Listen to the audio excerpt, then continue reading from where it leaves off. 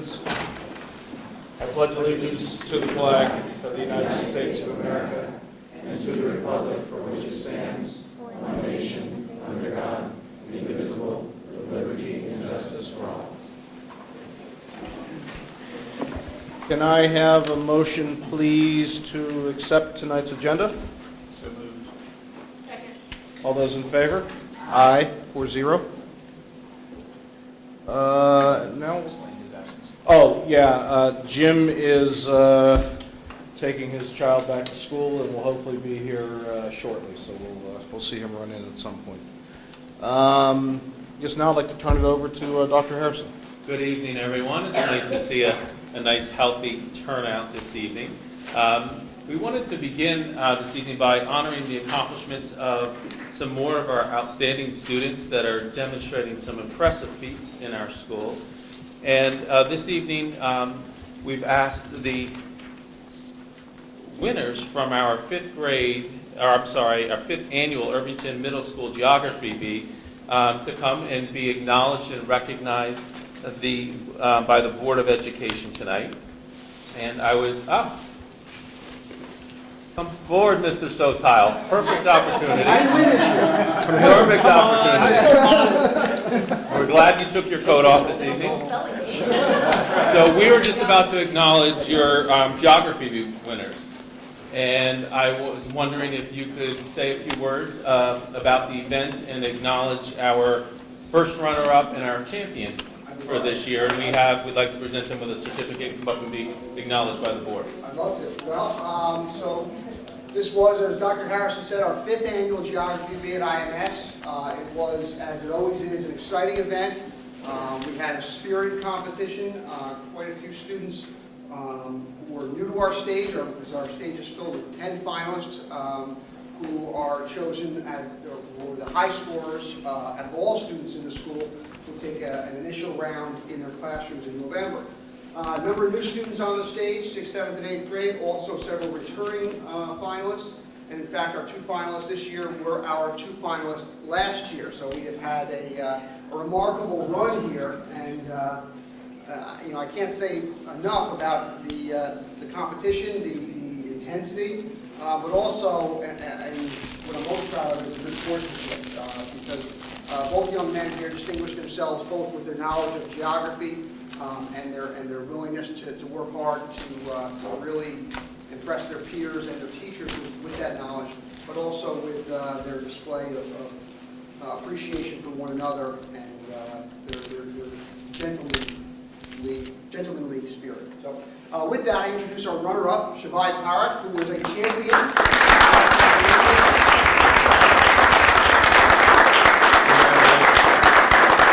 Good job. Good job.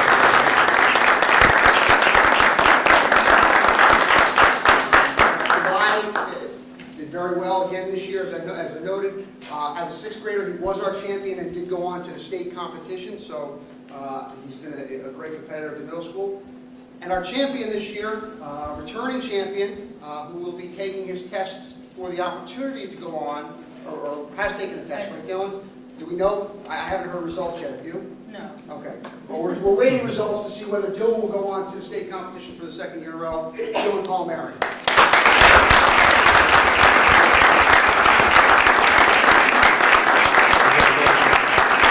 Good luck at the States. The only thing certain about the 2014 Geography Bee is that we will have 2 new finalists. A remarkable run comes to it. Thank you, Mr. Sotile. We appreciate you being here. So congratulations, boys. We're very, very proud of you. What impressive accomplishments. Certainly, I think you could take all of us in the room to school, shall we say, in this area. But very impressive accomplishments, and we certainly are proud of you and wish you nothing but continued success in your future studies. We have a few other items that I would like to mention, but tonight I do want to say tonight is packed with a lot of meaningful, important presentations, and some that certainly will precede our budget tonight. So I've kept my remarks relatively brief because we have many other important things to cover, but I I do want to acknowledge and promote the fact that the Dow's Lane kindergarten registration is opening up. So if you have any youngsters that will be entering kindergarten, or you have friends or neighbors that have them, please send them down to Dow's Lane next week during the hours of 8:30 to 11:30 for registration. We will appreciate having accurate numbers as early as possible. So please encourage folks to get there. Also at Dow's Lane on Thursday night, we have our third grade concert at 7 p.m. at Dow's Lane. Please come and join Mr. L, staff, and me to support our third graders in their performance. Friday night we have the Harlem Wizards, and there's a few people sitting up here that will be playing in that game. So let's hope the storm goes out to sea or something so we don't have snow on Friday, so you can see the talents of a couple board members and your superintendent on the basketball court. I think one board member. One board member. Only one board member. There's still open seats, I'm sure. Ladies. I know the rep, so I'll tell him to put in a good word. Oh, thanks. It's my husband. I do want to provide an update on our principal searches. As you know, this has been a very, very important process, and we have sought input and feedback from a number of folks in our community. With respect to the high school, we facilitated open forums for parents and other community members to contribute to the development of our leadership profile. We advertised for both Main Street School and the high school in the New York Times, in a national education publication, and a local website that publishes education vacancies.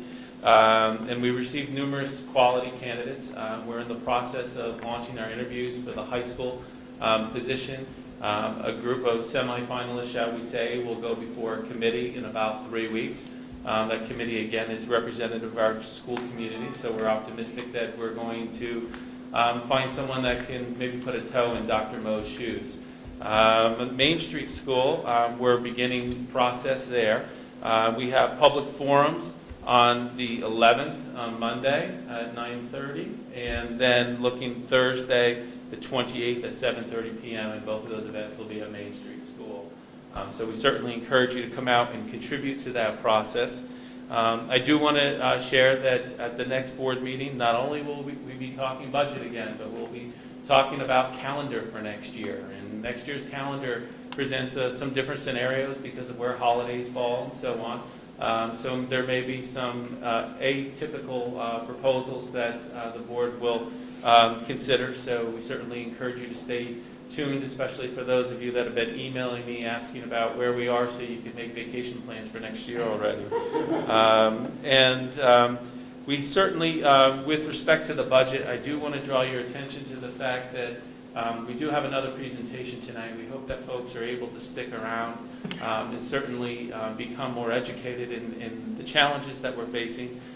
Tonight we're going to focus on looking at the instructional side of the budget, which certainly is something that is critical to everybody in this room. Dr. Kaur, Ms. Miller, and our leadership team will be talking about the wants and needs for our school district moving forward. And after that, we'll begin to transition into looking at and reviewing our anticipated revenues for next year, which will kind of paint the picture of the hurdles that we face, which this certainly leads to a variety of opportunities for you to become involved in this process. We so far have scheduled numerous public forums. I want to share what is going on with you. I want you to become informed. I want you to give your opinions. I want you to ask your questions. It's vital that you be well educated on this topic, and that you can certainly answer questions and encourage others to come out and participate in this process. We will post these dates on our website. They'll be posted on Facebook. They will be listed at the end of the presentation tonight. But there are multiple opportunities. Aside from trying to reach out to our preschool parent population that may not be connected with our schools yet, we're going to have a couple public budget discussions sponsored by the PTSA. There's a couple additional coffee and conversations with me that we've added. We're going to be meeting with our senior citizens in the community. So we're trying to open the door for dialogue as often as we can. So please look at the dates. Please find an opportunity to come and be motivated to contribute and to learn as much as you possibly can. With that said, the last thing that I would like to bring up in my report this evening before we welcome some of our other guests that are going to give some brief discussions is, as we move forward to our agenda tonight, we do have one special resolution and acknowledgement of the work of one of our staff members. Ms. Noreen Sabia, who is one of our school psychologists, is actually earning tenure mid-year. And I would like, if possible, Mr. Palermo and Mr. L. to step forward and just say a few words on Noreen's behalf, and then we can acknowledge Noreen.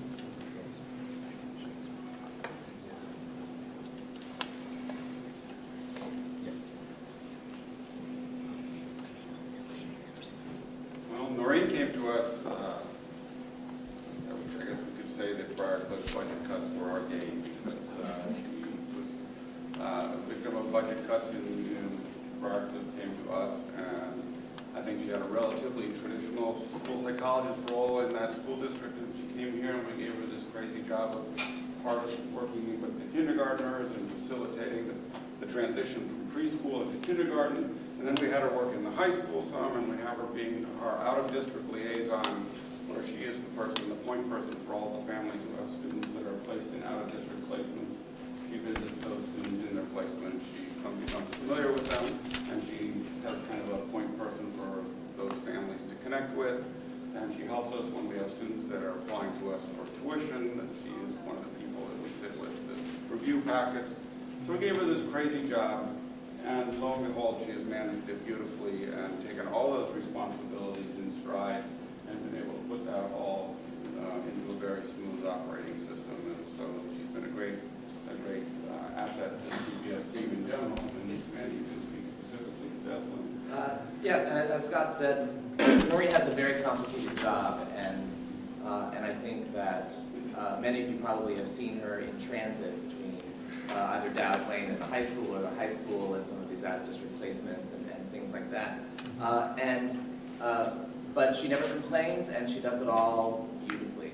At Dow's Lane, she's responsible for the transition of students into kindergarten, so she oversees the kindergarten registration and screening process.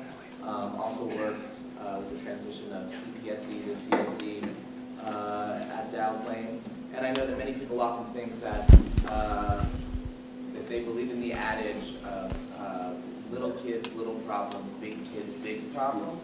And actually, with Noreen's responsibility, she deals with all of them, little ones and big ones. I tend to think that at Dow's Lane, the little ones are bigger. So, but Noreen's done a wonderful job. As Scott said, she came into us mid-year, and she quickly became a valued member of the staff. She's sought after by her colleagues, teachers, parents, and students for support. And we are very happy to have her part of our team. Well, with that said, where the resolution will follow shortly, we do want to take a second to acknowledge Noreen and her fine work in the district, and recognize how fortunate we are to have her with us and her talents working with us and for our children. Noreen will be recognized with other tenure recipients later in the school year, but we couldn't let the day pass without acknowledging it. So, Noreen, if you could please stand and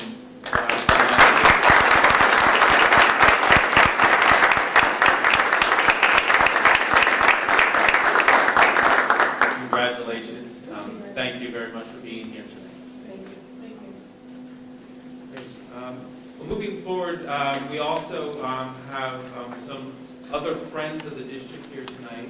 We've invited the Education Foundation to join us to give us a brief update on some of the goings-on and their good work in supporting our schools. And I'm not sure if you just want to move to the mic and give us an update on some of the wonderful things that IEF has been doing to support our children in schools. Sure.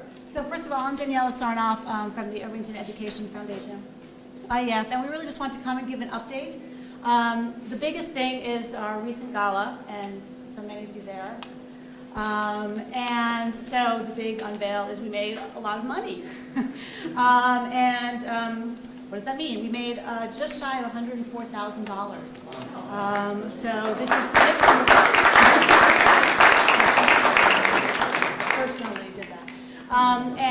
It's significantly more than we've made in past years, so it's wonderful. So thank you to the board for being supportive, to the district, and for the community in general, because obviously it really does depend on everybody participating. The fabulous thing about raising all that money is it goes to support and enhance education of students in the Irvington district in all grades, right? I mean, from Dow's Lane to the high school. And on that note, I just want to go through a couple of the grants we have supported already this year, obviously not from last year's gala, just to give you a sense of the sort of things we have supported. So first of all, third grade math night. That is a huge hit, and I think it's been there a few years now. Individual math and group math and numbers games that are fabulous. In the 5th grade, the Hudson Clearwater sale, which is part of the IEF is also really ties into the curriculum of the school. The Hudson Clearwater sloop sale, which was the 5th grade, ties into both their ecosystems and their history of New York and environments. Obviously, the excitement this year was one of them did sort of run aground, which made it more exciting. It made it more exciting. The people who didn't run aground, which was happily the one I was on, they were quite disappointed. So we'll see what we can do about that. The 7th grade was digital storytelling, which was also connected to Jacob Burns Center, and so children were there writing scripts, doing really sort of presenting short films in a way. And in the high school, the Latin website, which was developed by a high school student there and is accessible to everybody, does Roman geography, history, and also for all of this, and if you want to go on the Latin website, all that information is on our IEFonline.org website. So just to give you a sampling of the things we've supported this year and the way in which the gala and all of your support goes to enhance education. So that's it. Thank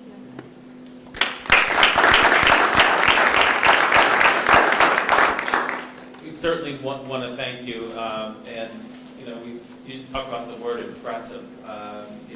From the beginning with the fact that you were able to remember all of those programs as you did, to the wonderful event. Casino night was obviously a great success, and I know it was enjoyed by so many people. And we certainly extend our congratulations to everybody that organized with so much hard work into the event. But want to thank everybody that dedicates their time to the Ed Foundation and that supports the Ed Foundation and all of their initiatives that have made so many wonderful things happen in our schools. And we look forward to a continued success of the organization, recognizing how it will trickle down to our kids. So thank you very, very much. Just have to do an ad, which is to do a shout out to Erica Hallowell and Robin McCrae. They were the co-chairs, and their role is really, even more because they have to do so much to pull it all together. Yeah, thank you for adding that. Thank you, Ms. Whitney. It was an excellent evening. We certainly want to introduce a new community group, I guess we'll say. When we talk about all the different partners that we have, we're so quick to jump to mention the Ed Foundation and the PTSA. But there's been a new group working quietly behind the scenes. There's a newly formed consortium that's titled the Lower Westchester Education Consortium. It is a group of a number of school districts' parents who have volunteered their time and energy to work on an advocacy front on behalf of our school districts and education. And we have two parents that are certainly no strangers to education in our school that have joined us on this journey and have given a lot of their free time to attend meetings, to do research. And we've invited them tonight to really speak to what's going on and to share an exciting initiative that we're about to launch this week. So I do want to acknowledge Marianne Levin and Tanya Hunt, who have both been our Irvington representatives to this committee. And I believe, Marianne, you're going to say a few words? Marianne was stars.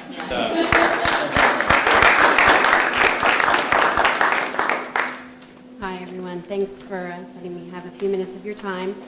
as Dr. Harrison said, it's the Lower Westchester Education Consortium that started over this past year through groups of parents and superintendents from the neighboring school districts who've gotten together to figure out how best to advocate for our public schools. The group now includes representatives from 12 public schools in Westchester and Rockland County.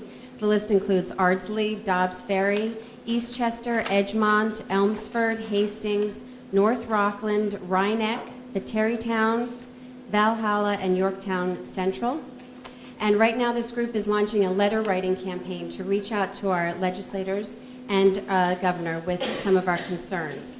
These concerns have been consolidated into 4 separate letters that subcommittees from the consortium worked to create. So I'm just going to give a brief summary of what these 4 letters are going to address. The first one is addressing the tax cap. We're concerned about how our school budget will be able to cover the state-mandated costs that have been calculated into the tax cap levy. To cover these costs and stay within the tax cap, we will have no choice but to make drastic cuts to the non-mandated programs, such as the music and arts, athletics, and AP course offerings affecting class sizes. We ask that the tax cap apply to our district's expenses and not be taken up by the costs that are mandated by the state, including the large pension and health insurance costs that we have no control over. To continue the way it is currently being calculated is going to cripple our ability to fund the programs that we would like to fund for our schools. The second letter pertains to the APPR, which is the Annual Professional Performance Review, the new evaluation system. We are concerned with the costs and the effects of increased testing in the classrooms as part of this evaluation system, and the system that has not yet been proven to be reliable. We are asking the state to reimburse the schools for the large test-related expenses, to provide an independent evaluation of the costs and the effects on our kids of the APPR, and to make parents aware of the risks of transference and storage of personal student data to private testing companies. The third letter is regarding the unfunded and underfunded state mandates. The costs of the numerous mandates coming to us from the state government are depleting our school district's resources. Our schools are struggling to maintain the quality of our academic programs in this difficult economy, and New York State, instead of helping us, is exacerbating the situation by imposing mandates without providing the funding necessary to implement these mandates. This has created a difficult situation for our schools. We're asking the state to refrain from imposing new unfunded mandates, to revisit current mandates, and to fulfill promises to provide mandate relief. The fourth letter is referring to the loss of local control of our schools, and we are advocating for more local control with more emphasis on the types of learning that we as parents, teachers, and administrators value in our schools, with less emphasis on the standardized test preparation that the state tests have mandated. So these 4 letters will soon be available on a link on the district website, and the PTSA will be sending out emails and information about these letters. And we'll have some letter writing campaigns set up at various events. And we urge community members to go to this link, to read the letters, become educated, and to send them on to the legislators if they agree with the letters. That information will all be provided. And to get involved, and if you want to become more involved with this program, you can contact us. We're always looking for more motivated parents and community members for this initiative. Any questions? Amen.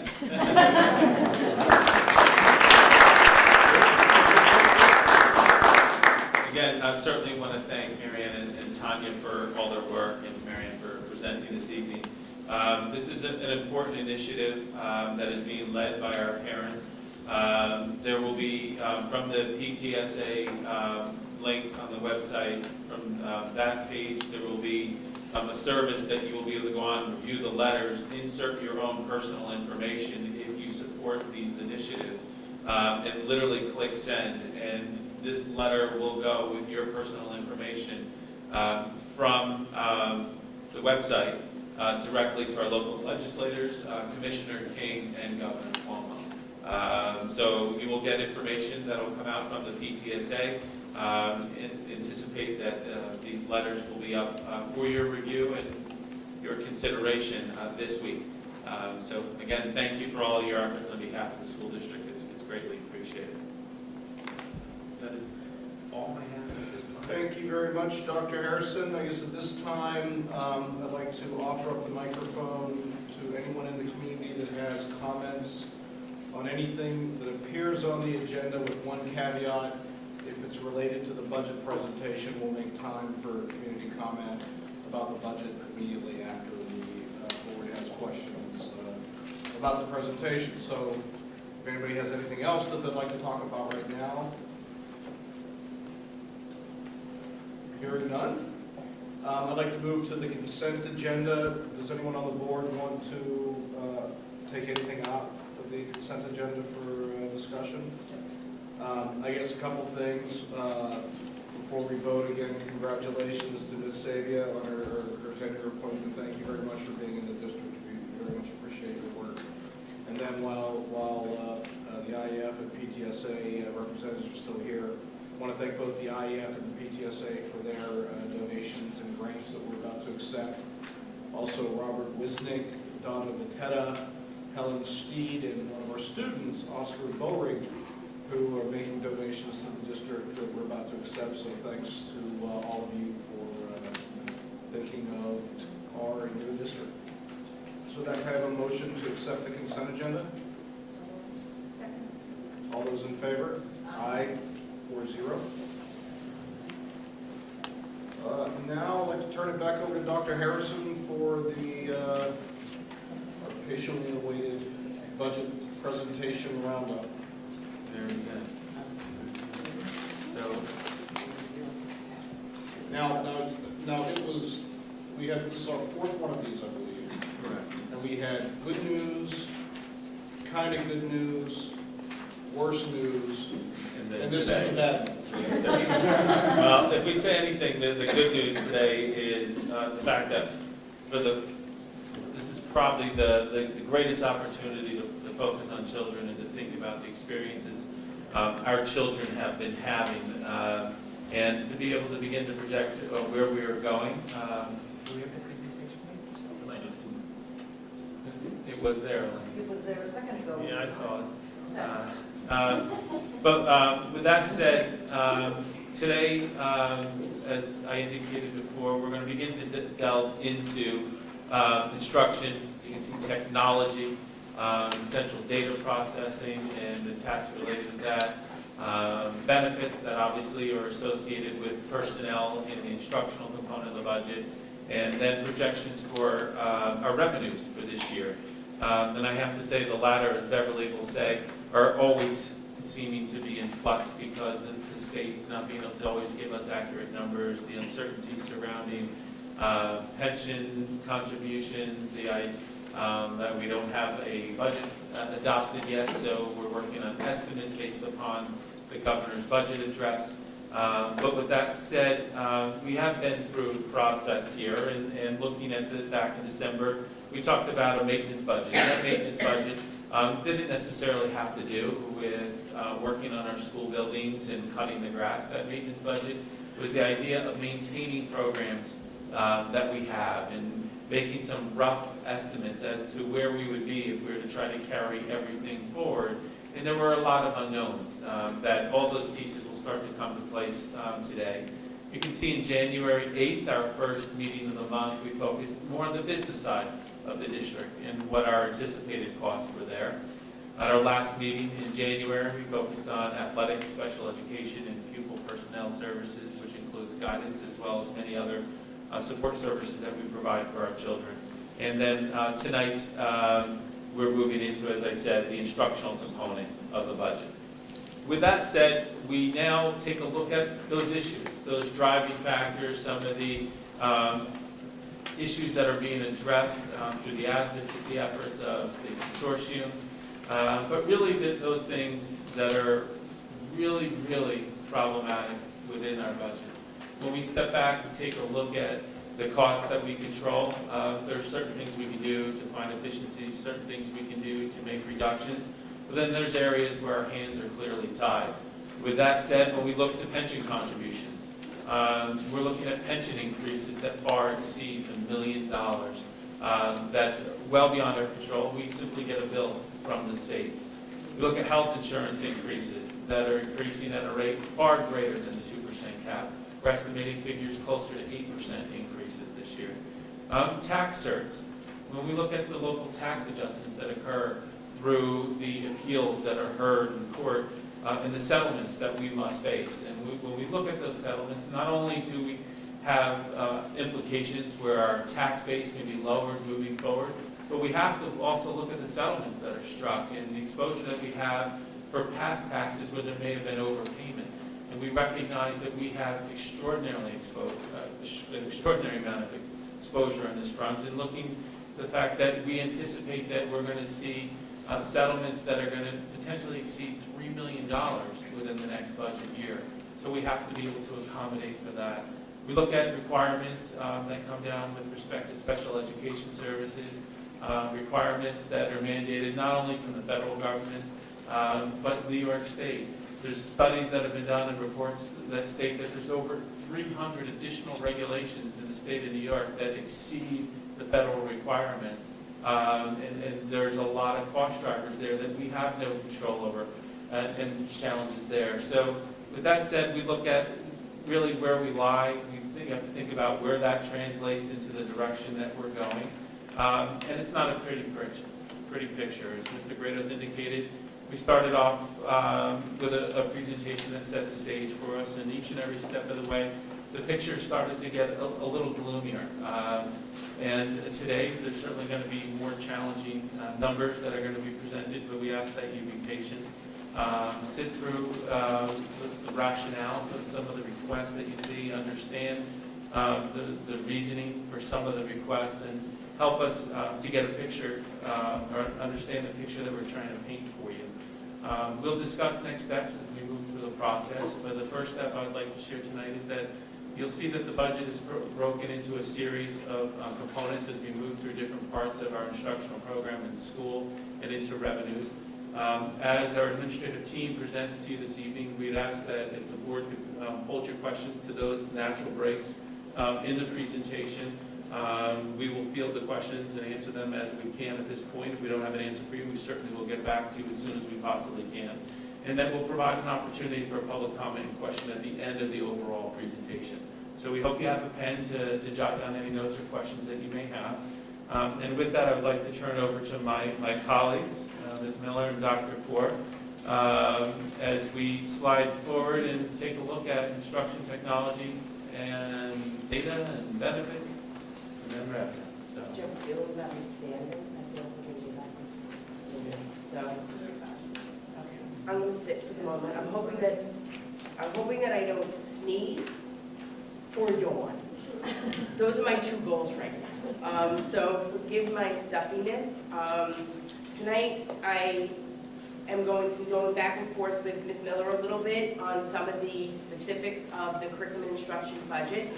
So as we go through, as Dr. Harrison said, I'm going to go through and then we'll have plenty of opportunity for you to ask questions. So this initial budget area that you're looking at is the central data processing. So as you know, in order to run our systems, we need to have a lot of things that run in the background and support our infrastructure. Some of the central data processing falls under categories like productivity software, such as Microsoft or Adobe. Other software falls under the category of infrastructure software. So as you go through, you'll see Ms. Miller's broken out specifically item by item, areas that are covered under this particular code. And the one item that I'll bring your attention to at the bottom that wouldn't fit into that either of the categories I referenced is SurveyMonkey.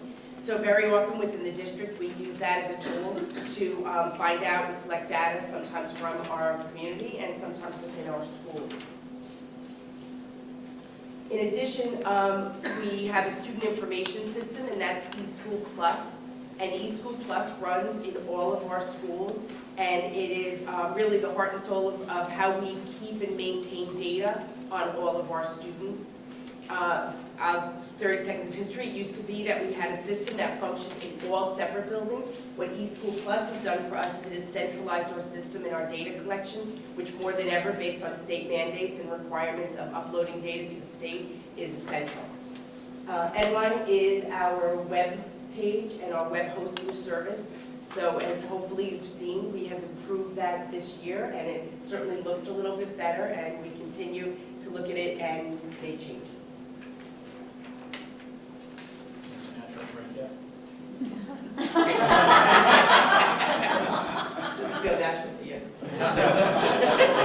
It feels very uncomfortable, but Whole conversation. It is it's a natural break in the sense that we're going to This is move the to natural another break. area. Right, okay.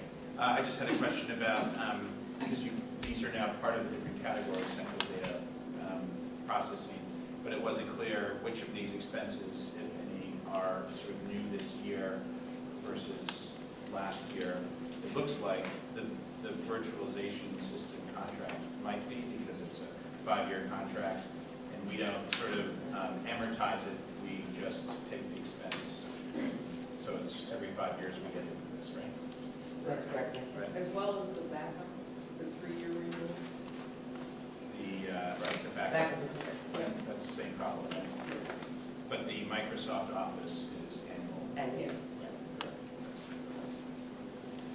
But, wait, but along those lines, on the slide before where it says central data processing the total, and it said there was none budgeted in other years, and this year you're budgeting 135, and you said that's because it was in productivity software and infrastructure software. So it was budgeted last year, it was just in a different place. Do you know how much was budgeted versus the 135,774? It was partly, it was actually kind of scattered all over, we were trying to clean some of the stuff. It was, some of it was obviously in instructional software. So do we know if we're going up or down as opposed to what was spent last year on a similar column? It was, all the items were budgeted in other places. The only thing that we're not budgeted would be those contract renewals, Okay. right? Okay, so roughly the same plus the two. It sort of adds up because it's $33,000 between the virtualization and the backup. Okay. Okay, all right. Okay, I'll speak to the salary line. The first line item, I just need a quick explanation. None of the number of positions have changed. The first line item, it's not that individual's getting a $24,000 increase. You'll notice it looks like we're over-expending in that line item this year. However, if you'll go down to the first line item under 2020 supervision, that line item is 20,000 short. It was moved up there due to the hiring of that position. We still have one clerical position in curriculum development, so that remains the same. And then I'll skip down to the first two lines before I turn it back over to Dr. Kaur. For supervision under 2020, the 6.5 administrative salaries, that's 6.5 positions, and that's principals and assistant principals. And there will be a reduction there next year due to change in staffing. There are 3 clerical positions, 1 in each building, and those are their salary increases. And I'll turn it back over to Dr. Kaur. Okay. So for the other curriculum improvement plan, we belong to the Edith Winthrop Teacher Center, and that is an organization that allows our teachers to go to workshops. They also provide professional development. Resources for us, so it works both ways. And that was an organization that we belonged to for many years, and we had lost that in one of our previous budgets. We put it back last year, and it certainly has paid off to have that. We both enjoy teachers going as well as the Teacher Center providing us with resources within district. The superintendent's conference days, we budget an amount there. It's hard to speculate right now what we'll exactly be doing on superintendent's conference days, but we do know that we need to be prepared should we want to bring in a speaker. As you know, there's plenty of work still to be done around the Common Core standards, the ABPR, as well as other content area. So it's important that we have at least a placeholder there to make sure that on those superintendent's conference days, should we need resources, they are available and we plan for that. The Tri-States Consortium, that is an annual fee that we pay, and I would share that that's a resource to us on many different levels. As you know, every 3 years, they provide us with a tri-states review where they come in and they evaluate our curriculum. Next year will actually be a year that we are back in the cycle to be reviewed.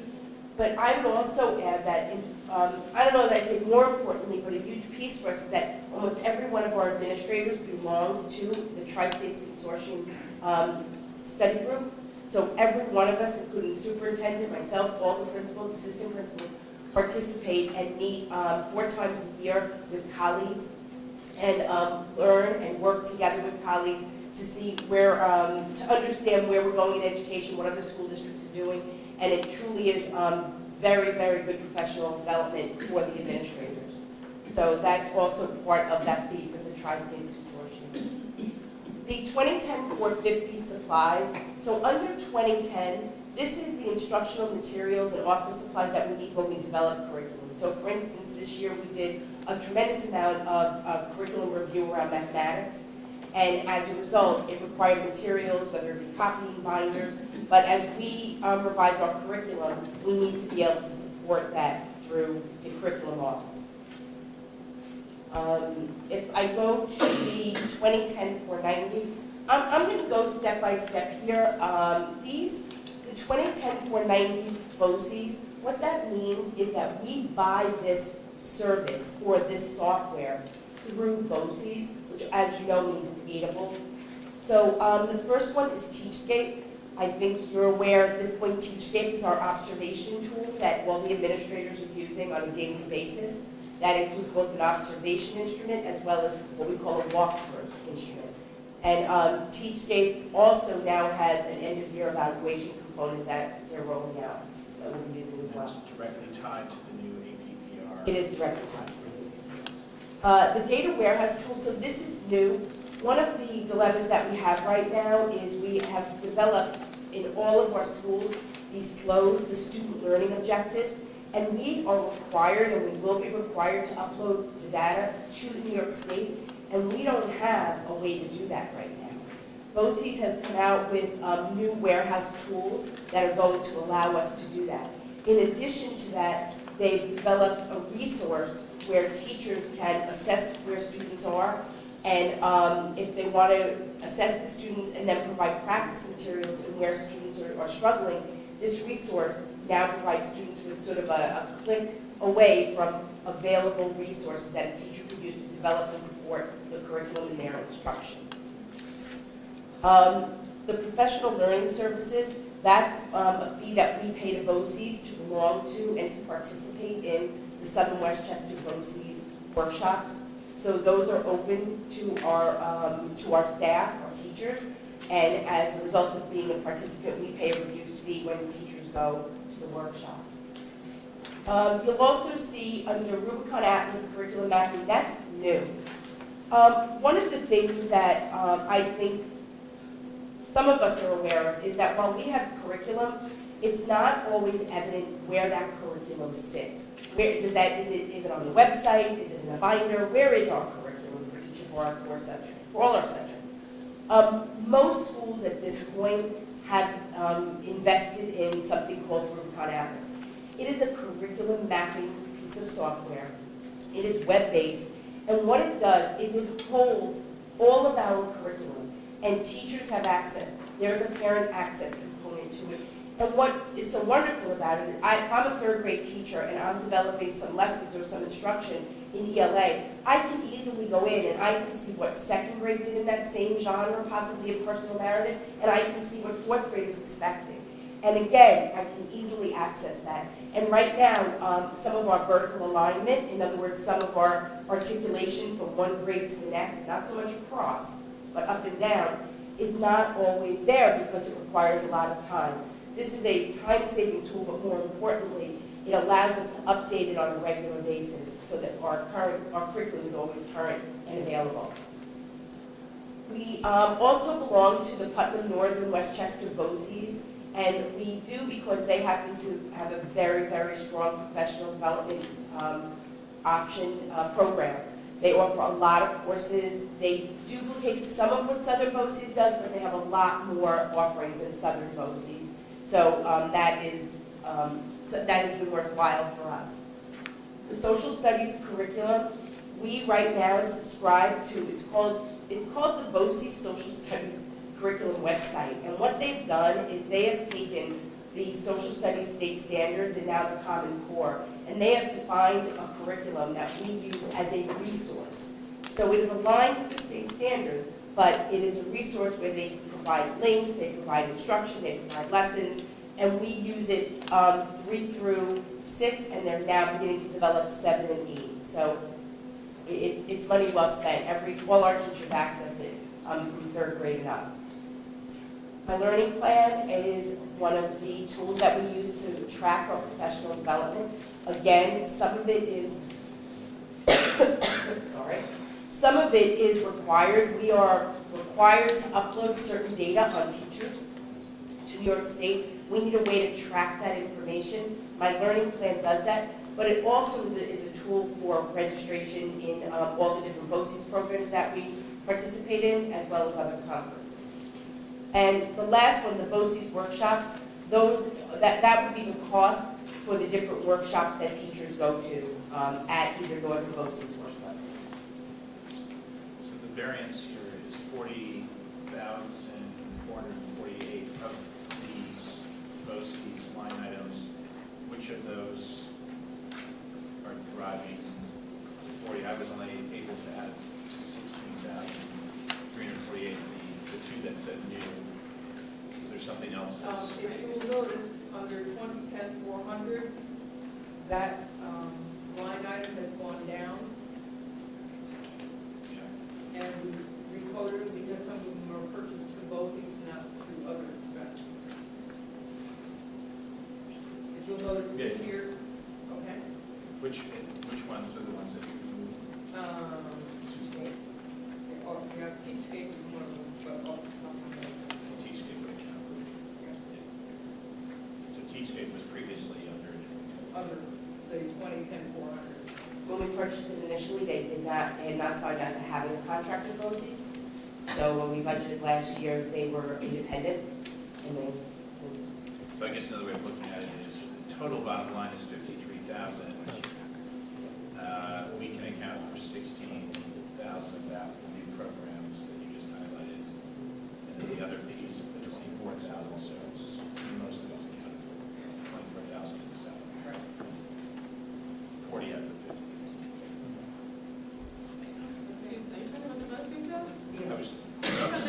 I'm still on total curriculum development because things have moved around between BOCES and 400 other curriculum improvement. Up there. Oh, I'm sorry, I was looking at the one below. No, just the one above. 2010. So we can reconcile almost got all it. the 50,000.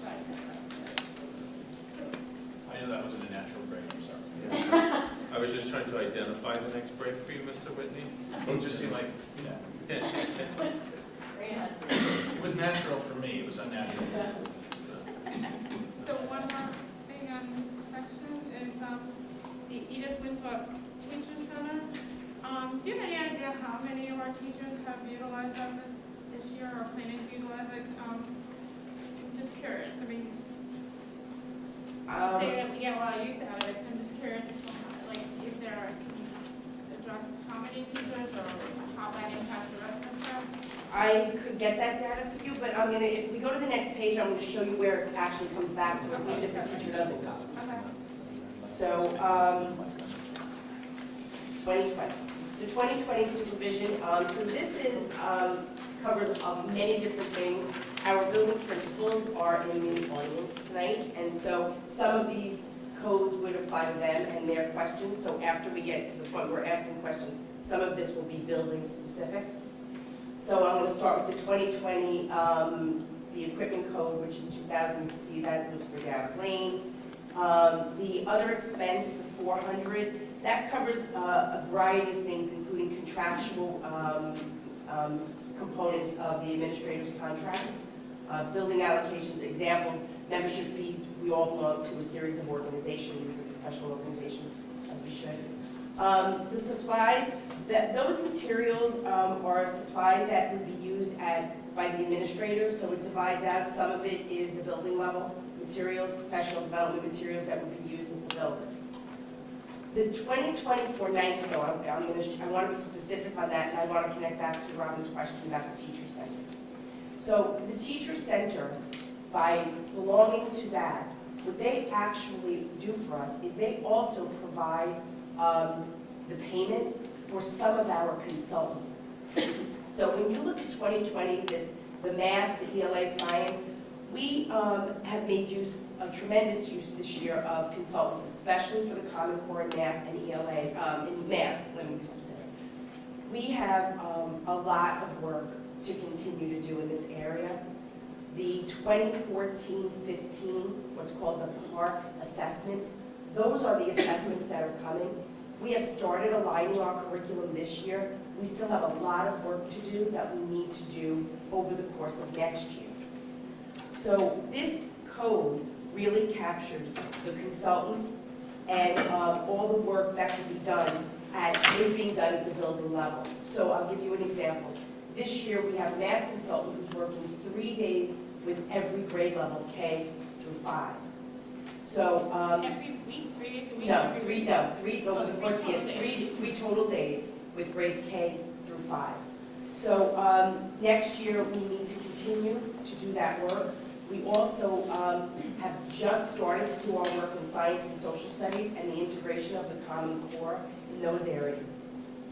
So if you look at the total anticipated cost, and then you see where it says less anticipated grant funding, that grant funding comes from 2 different places. One is called Title II, and that would be funding that we get from federal. But the other money that we get is actually the money back from Edith Winthrop Teacher Center. So this year, for instance, we will have worked with a consultant on our APPR for 4 days. And ultimately, the Teacher Center picked up most of that cost for us because we paid into the Teacher Center. So while there's value in having that as an opportunity for all our teachers to go, and I will get the specifics of that, even if not one teacher goes, it was worth it because they paid for the consultants that we had back in district. In addition, one of the new state mandates, as you know, is DASA, Dignity for All Students. We are required to implement that. We are required to have certain components, including a person in every building. Scott is our Palermo is our district liaison for that, and we do need to engage in a BOCES contract for the support and staff development of that. Okay. All right, I'll take over the salaries. The teaching salaries, currently we have 35 positions. There was one, and that says current, it's not what was budgeted. Budgeted, I think we were budgeted 34, we had added new kindergarten section, so it's 35. So you can see that line item is estimated to overspend this year due to additional employment this year. We're adding one position into the budget, and I'm going to ask the principals as I get to that line item to speak just 1 or 2 sentences on why they're requesting that. So the 1.0 in K3 is a teaching assistant, Mr. L. Sure.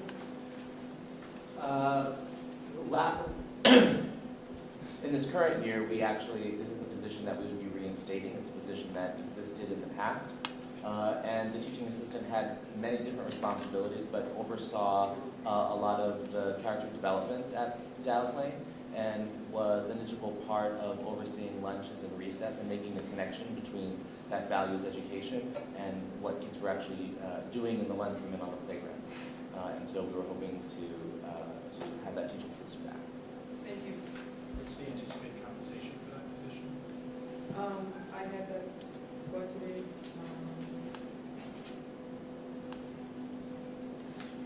35,000. The next line is staying the same, so those are just salary increases. You'll notice it is a decrease, but again, there is some shift in positions. Grade 7 through 12, we are adding a 0.6, and that is a 0.2 French that's been requested, as well as a 0.4 social studies, and I'll ask Dr. Moe to speak to that. So with French, we are in a situation now where we have to double up on a couple of courses where French 3 is taught with French 3 honors. And our French program actually is growing a bit, so we thought it would make sense to spread that out instead of trying to double that up.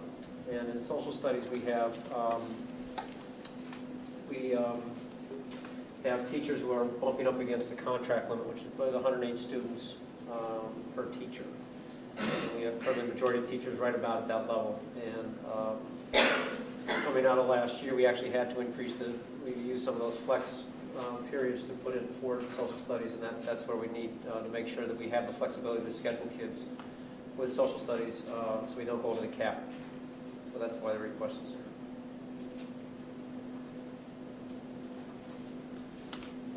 And that total budget of that 0.6?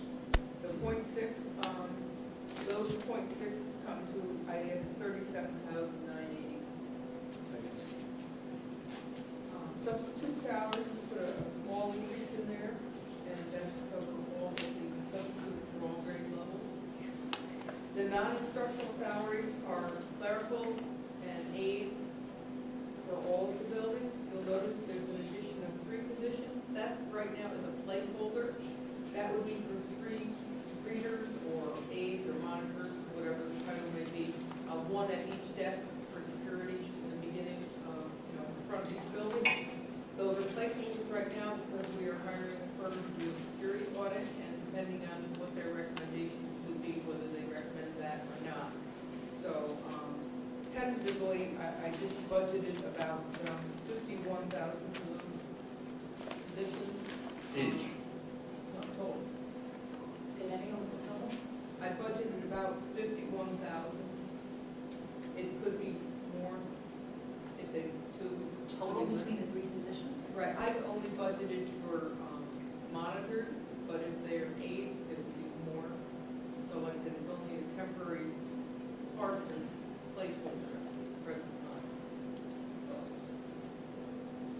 Okay, those numbers don't look right in the change year over year. If we get rid of the 3 positions, then it's only about a $50,000 increase. That's a 10% increase over the whole year. You look at the top line, we only have $160,000 on a $3 million line. So why is that huge disparity in the percentages?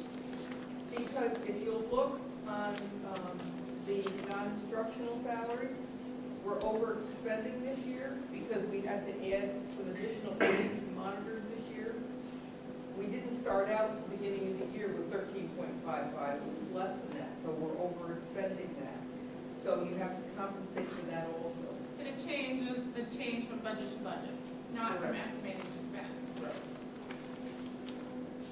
Okay, and I'll turn it back over to Dr. Forrester. So again, this is the equipment code is, as you can see, it's in the schools. It's our desks, it's our chairs, it's the basic classroom equipment, classroom furniture that we generally need to replace. As you can see, our own tutoring costs. Test scoring, right now, we have a few different ways that we pay for our test scoring. One of the things we provide in 5th grade, the in-view test, that would fall into this category. We also right now still have a placeholder for new possible standardized testing. Last year, we did put this in, and because we weren't sure, again, with the new APPR and the new standards, where we were going with it. Right now, we tried this year to not use a standardized test. We've made our own assessments, but we would not know yet how that's worked out for us. We gave the pre-assessment in September. We need to give the post-assessment. We need to see if that system for developing our student learning objectives, using our own assessments, is really the way to go. So for right now, we still have that in there as a placeholder. I believe you know the APPR last year was signed as a 1-year agreement. We will have to provide an update for this year. So we just want to make sure that for the moment, until we see how this is going to play out, that if we need to make a switch, we're prepared to make that switch. A placeholder means what in a budget? In other words, right now, we may need to do one of 2 things. We may need to decide that we want to purchase it. So NWEA is a product. It's a test service, it's a test that we would buy. What does in budgetary terms, what is a placeholder? I've never heard of a placeholder in budget. I don't know what that means. I guess, so let me be clear, I guess what I'm saying is I don't know if it's going to be NWBA, which is what's listed there as an example, versus the development of our own test materials. Yeah, I'm not asking the question. Does that mean we possibly won't spend it? Yes. But we didn't spend it this year because you said we created our own. We did spend some of it because we needed to work with teachers to do some curriculum, some test development. So we gotta assume we're gonna spend some of it, no matter Yes. what we do. Yes. The professional development, this is other expense. So this 5,000 covers mileage and other related expenses. This is not where you would cover the actual cost of a workshop. The in-service program is something that I am proposing. I think that this is a direction that we really want to move in as a school district, having our own in-service offerings to teachers. Over time, it will save us money to be able to offer courses within our own district. So for instance, right now, if we have teachers going out to BOCES to take instructional design courses, versus if we can offer that here in district, it would ultimately save us money over time. I am suggesting here that it is a pilot program where we would run a series of possibly no more than 5 courses as a pilot. And we would ultimately seek to support our professional development program would support in-district initiatives. Versus if you look at BOCES, they're offering what they're offering, but it may or may not align exactly with what we want teachers to know and be able to do. So we cut $21,000 out of what we would normally pay BOCES, or this is an add-on? For the moment, it's an add-on, but if you go to a previous slide where I slated $6,400 for BOCES courses for teachers to go out, it could come from a few different places, but that would be an example of where that number we would hope would go down. That would be the plan. How do we know it's working, that we don't just perpetuate this guess that this might work? I would say, many school districts provide in-service. It is targeted professional learning for your teachers. It's more effective. It's generally run by teachers within your own district. So we can certainly measure the cost over time, but I would also say you'd want to measure the effectiveness and the success of what we're seeing in classrooms with teachers. I don't have any problem with in-service. I think it's a good idea. I think it's motivating and holds people accountable to produce something. What I'm concerned about is now we're paying 21 out of the left hand to our own in-service, and we're paying X dollars to BOCES to offer the same thing. So now we're doubling the cost, and I don't know where the benefit's going to come from. So how long do we do this before we tell BOCES, thanks a lot, goodbye, we're doing it ourselves? Well, we would never say thanks a lot, goodbye to BOCES.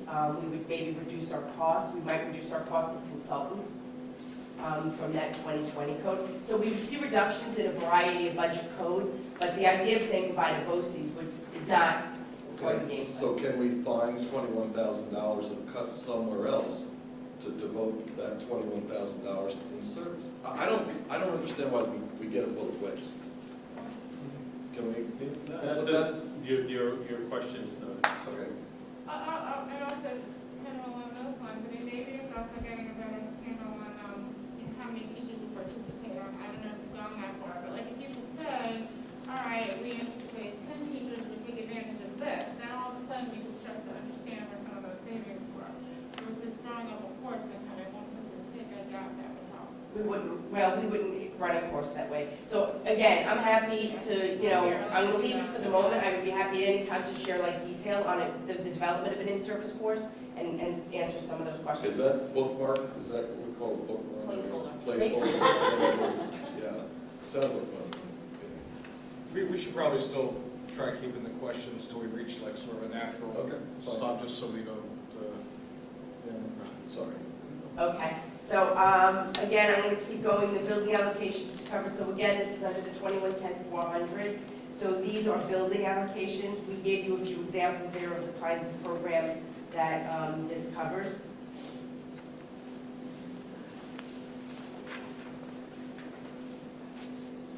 equipment repair, I think is fairly self-evident. Commencement, high school, middle school, I don't know what schools instead. That just covers all the expenses for the graduation ceremony.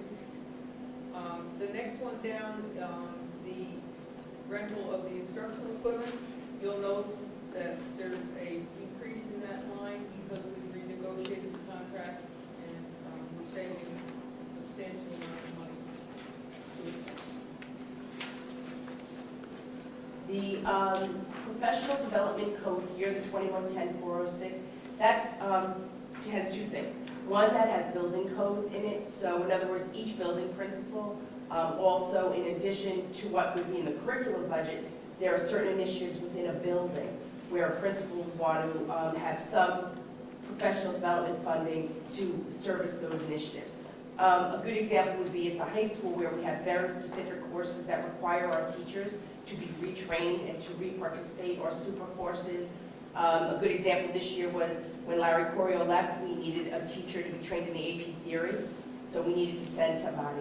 So this budget code includes what building principals are asking for to support the needs within the building, and it also supports, through the curriculum office, professional development that does not fall under BOCES or one of the other codes. So I'll give you an example. Last year, when we knew that the Common Core was going to be rolled out, we sent a group of teachers to the National Conference for Mathematics because we knew that it was essential that we started to build the capacity of teachers. And we sent teachers from 4 through 8 to the conference so that they could come back and they could guide us a little bit in terms of what our next steps would be. I was at the conference as well as Joyce Chapman. So that doesn't fit under a BOCES, that's a general conference, and that needs to come from a general code. Accident insurance. The student accident insurance, parental health insurance is primary, this is secondary, it covers their deductible, it also covers uninsured students, so that's pretty standard. The supply code is the budgets for the individual buildings for copy paper, et cetera. No, you're not on the BOCES yet. There's no slides for supplies. I just want to comment that it's room supplies for the teachers, it's copy paper that they need. It also covers items that you may not think about, and that would be like the teacher's text. When you're buying a new series of textbooks for the students, that has to be coded into the next line item, 480. You are not allowed to buy teacher text, the instructional manuals. Out of that code, so that would come under a supply code. Textbooks are aidable up to a certain portion by the state, and there's no slide for that. Oh, this is just 450. Right, 450, that's 480 textbooks. Got it, okay. Okay, and this covers the textbooks for our schools as well as the textbooks that we have to provide for our non-public school students. And back to Rita for BOCES. Okay, so again, BOCES code. So this is test scoring. You'll notice eSchool Plus was moved. That went to that very first code we talked about, that central processing code. We are not allowed to, teachers cannot score their own assessments. They can't do it this year, they won't be able to do it next year. So that dollar amount, that scoring for the new grades 3 through 8 math and ELA, that is the cost to send our tests out to be scored to BOCES. Arts and education. Arts and education. Yeah, it's a top topic. Whenever anything goes through the BOCES Arts and Ed, we receive aid on it. Our aid ratio is about approximately 53%. However, we do not get the aid, BOCES aid, until the following year. So we have to pay BOCES in 1 year and get the aid in the following year. So if IEF is doing a grant or PTSA, and I'll just use round figures, if the Sloop Clear Water is $1,000, BOCES charges a 15% fee on top of that. We have to cover the 53.5% in that line item and IEF would cover the rest. But we do have to cover it, and we do have to make it a line item in the budget to cover it, because we don't create the following year. And why is it larger? Because this year, we're having difficulty covering all of the items that PTSA and IEF have very generously given us their portion, but we have to cover our portion. So we're borrowing from other buildings and other codes to try and cover it, because we don't want to lose the aid next year, OSI's aid next year.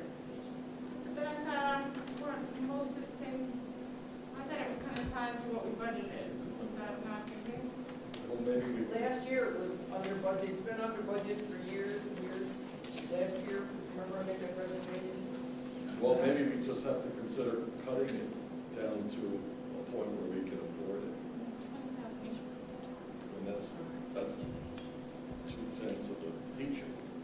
A couple of trips on a Clearwater, I think we would rather have a teacher sitting in the We room. get the money the following year.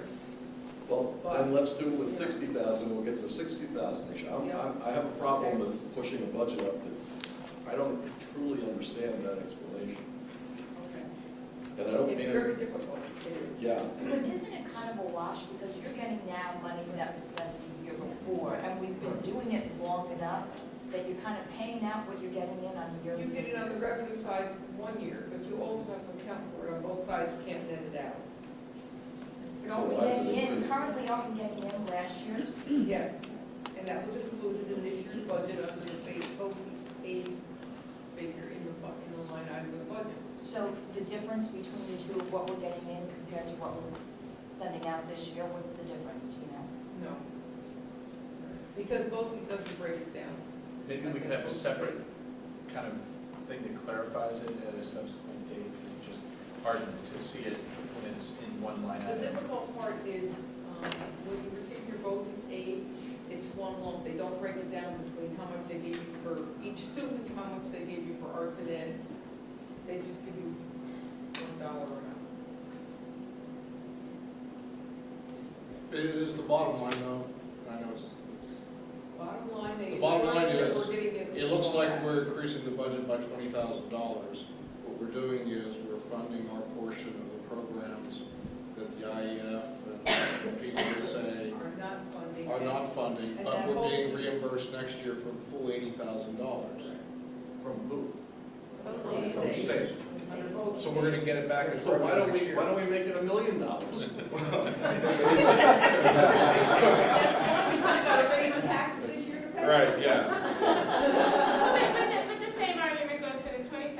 I mean, and at some point, we actually in the past have looked at cutting arts and education. We all agreed it wasn't a good idea, but if it just arbitrarily jumped and if it was budgeted at 60, I guess I'm curious as to how we ended up, were we on budget this year, or how? It was Just said last that. year, in order We're gonna be over this year, last that's year, what I'm in order to stay under the tax cap, which everybody wanted, that was one of the areas that had to be severely cut.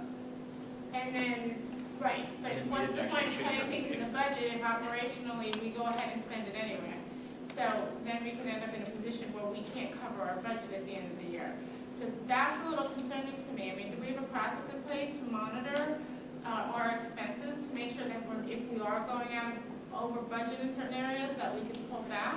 This year, so far, I've had one school that was over budget, and another building had some funding that they had not used to date, and they generously passed it on to another building. And now we're facing the same situation with another building, which we're going to be discussing. So you're saying you were able to cover the $20,000 arts and education increase from this year? No, so far it's not 20,000, but I figured by the end of the year it will It be. will be. But you're comfortable with that? Because you could say, no, we can't afford that 20,000. That is an option at some point. It is, yes. But just to be clear, then it would translate back to declining the grants for the most part, because most of arts and ed is PTSA and IEF grants. So that's fine, I'm not saying you shouldn't do that, but I guess I just want to make sure everybody I understands understand that. that, but then my assumption is then the grants would go to someplace else that doesn't fall under this category, so the school wouldn't be on the hook to pick it up. And look, I understand it, but I guess I'm just thinking ahead to when we get to the bottom line, and if we could save $20,000 from 5 places, that's $100 grand, and all of a sudden, that's teaching. Or the grant could be paid in full. In other words, that would be the That was option. our question. So, right, yes, the grant could be paid in full by the donating organization. We would just need to track that, Right. which we can do. So just something to put in for when we get to the end, when we're trying to save money. Okay. So, okay, under BOCES, this, again, works out, this is almost the same, I'm sorry, as arts and ed. Substitute reimbursement. We pay BOCES X number of dollars, this year was $5,400. Whenever we have to hire substitutes to go to workshops, we then submit that payment that we're paying to the substitutes back to BOCES. They reimburse us for it, and we give BOCES aid the following year. ASAP, substitute calling service, so this was our first year of switching to an automated system, and it's been great. It's a cost savings factor for us, no question about it. We're absolutely doing fewer teacher coverages, which was one of the major goals, so ASAP has been a success story for us. That was budgeted last year. If you'll look under 2110-400, other expense instruction, we're not spending all of the money out of this year's code. We thought we were going to buy it direct. It turned out to be more cost effective for us to buy it from BOCES. Well, anything that you purchase from BOCES has to be in that line item of 490 for BOCES. This is half of what we used to spend, if I remember correctly. When we used to have somebody call in, had to hire people and call in at 4 o'clock in the morning. Yes. And now this is Yes, all yes, came to pay. Yes. There were 2 costs associated with that. One was to pay the callers, and then costs associated with not being able to get stuff. And also, I think I can't give you a dollar figure, but I think we're saving money in the substitutes and all because the tracking is much better. We can put it in arts and education. Yeah. What line item did you pull that out of? You said it was somewhere else? 2110-400, other expense instruction. Okay. This was 12-13 budget for $100,407. We're estimating to spend $87,000 because that's part of it. Okay, yeah, I'll just continue going. Occupational education is 1 instructor, that has not changed, but there has been a reduction in the software, which was moved to the 2630 code, and supplies industrial loading. That's just used in that program. Over to librarian salary, Can I just, natural break. yes, natural. Would it be possible for you, maybe we can do it right now, so the total teaching regular school is up $394,000 going back to page. Yeah.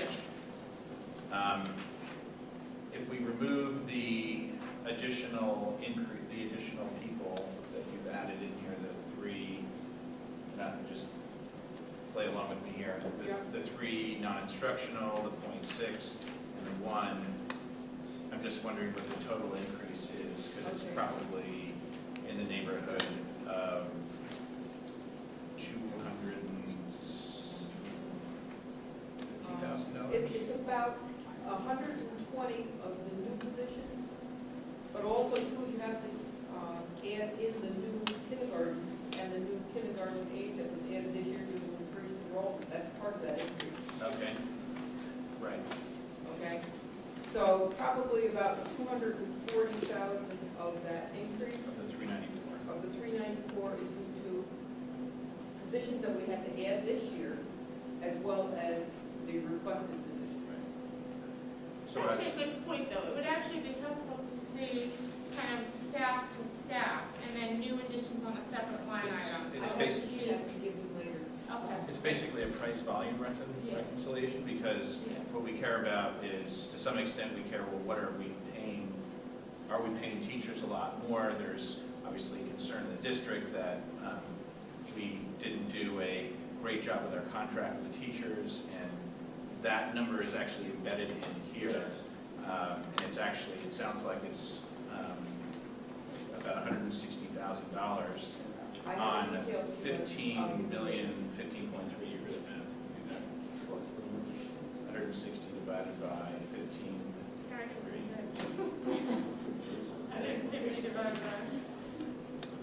It's 1.5% increase. Yeah, good. Right. Well, some people thought that the way that we structured the IFA contract, that we were automatically going to be over the tax cap, thinking of the tax cap as 2%. So if you sort of think of our budget, if everything stayed under 2%, all these different line items in the whole budget would be under 2%. This one says 2.58, so I remember when I looked at it, I thought, oh, maybe it wasn't as good as what we thought when we did it. But if you back out these new positions that were added in, it actually is well under the 2%. And since I worked on the contract, I thought it was somewhat self-serving. You know what, does the tax cap take into consideration when the district population increases, we have to increase teachers?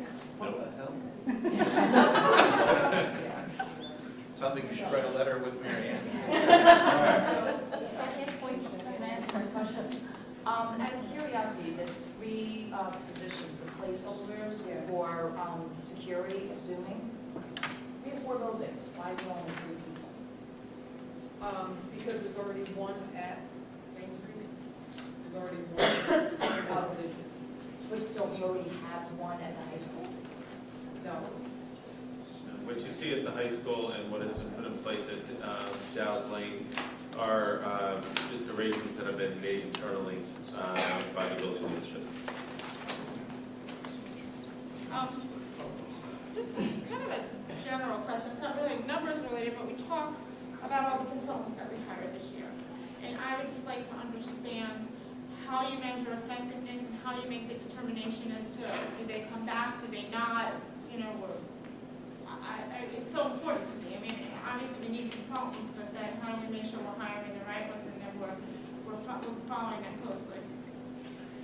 I mean, I feel like that's a whole separate presentation. Yeah. Well, it's something that we can discuss and we can get back to. We're not prepared to answer it. Okay, and I guess kind of in a similar vein, doing with data warehousing.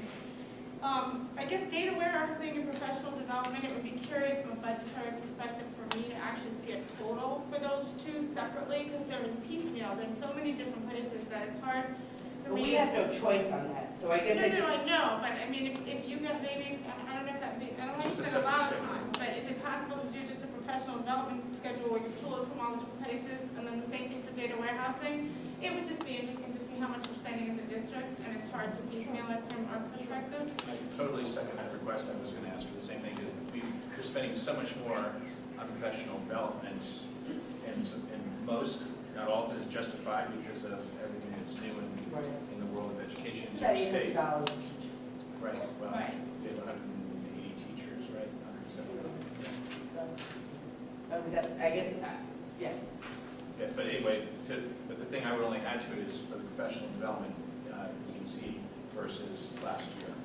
What we want to know is how much more we're spending in aggregate. And then clearly a bigger question, but at some point, effectiveness of both of those. I mean, for years we've been hearing about data warehousing, but I can't cite an example of when we use data warehousing to do something positive, make positive. Can I clarify what the data warehouse is? The data warehouse here is, we are required to have our data. This is, it's through BOCES, and this is where all our data sits. It's where we upload everything. So Jesse, who is our CIA, this has nothing to do, it doesn't mean, there are pieces teachers could access, but that's not why this is This here. isn't when we use the term data warehousing, because we really want the teachers to No. evaluate the data to No. impact instruction. Just the data warehousing. Exactly. Got it. Going back to student insurance or something like that, we're spending like $125 a head for accident insurance. $17,857. Yeah, so who, are we bidding this out? Are we forced to buy it from the state bureaucrats? That's a pretty high number for accident insurance. And then, time out, I then go back to 2 weeks ago when I said we had 13 accidents in Main Street, and I wanted to know how come that building's got all the accidents and the high school's got, or was it Dow's Lane had 2, and we were going to find out what the accidents are. So is our accident insurance premium based on the amount of accidents? And then we can turn to the principals and say, what are you doing about this? No, the student accident insurance is based on X number of dollars per student, not experience rated. Okay, and do we bid this out? We have not bid it out because there's usually only 2 companies that do it, and the other one is Future Benefits, and it's usually a lot higher. Well, just for laughs, could we bid it out? I'd like to know that this is a very high margin business. But Review it, I'll review it. I want to bid out. I think we all want to bid out. There's only 2 There's providers. only 2 companies, she just has to ask the other company. Fine. Yeah, well, I do that every year, but to actually go out for formal bid, you're saying formal bid to put it in the newspaper and close bid? No, you make a phone call. Say, Oh, that's yeah. different. That's why I said I wanted to know. Okay, fine.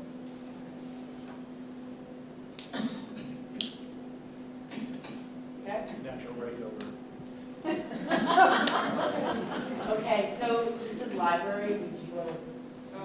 Librarians, we have 3 librarians and 3 clerks, and no changes there, just salary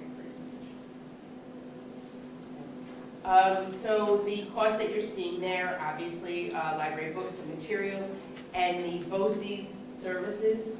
So one of the things that we have in all of our schools are resources databases. So at all 3 levels, some we share. So here are just as a list of the different resources that we have available. Is resources available to the teachers or the students? Both. So how is it communicating to the parents if it's available to the students? I guess the individual teachers as needed communicate it? I think each school does it differently. I mean, I think each library media specialist communicates it differently. Certainly at the high school level, it's what kids use all the time as for research. I don't know if any of them.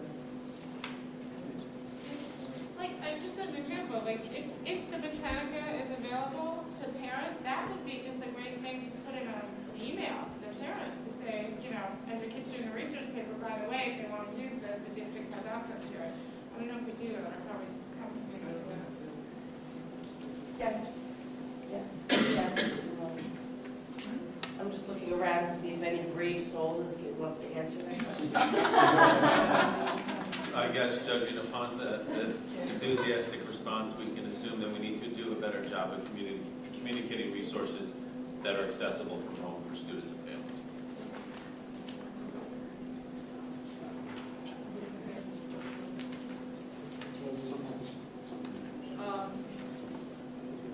Instructional technology, the salaries, this one's a little difficult to explain. We had 1 teacher who was replaced by .2, so that's why we're not expending all of the money that we had in there this year, as well as 1 teacher who was transferred. But we're also requesting 1 position back next year, and Ray can speak to that. Yeah, so we are suggesting that we put the technology position at the elementary school back in. I think for a variety of reasons. One is that it is actually written in the Common Core. It is expected that students are able to produce their writing on a computer. It requires us to develop a keyboarding program and approach. I would say it was something that we had done very loosely.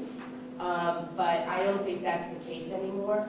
It really starts as early as 3rd grade, and it needs direct instruction, it needs support, and it needs to be a guided program. This is not something that you can ask teachers to do. Let me say that differently. I guess you could ask teachers to do it. Do I think that will be effective? No. I think we need somebody who's designing, implementing, and providing the support. In addition, there are expectations that students are using software and producing work in a variety of ways. And to do that, again, we need somebody with expertise. So while I would say there were some questions about our program previously, I would say that we need to develop it well, but we are at a big loss right now as a district not having any technology support K-5.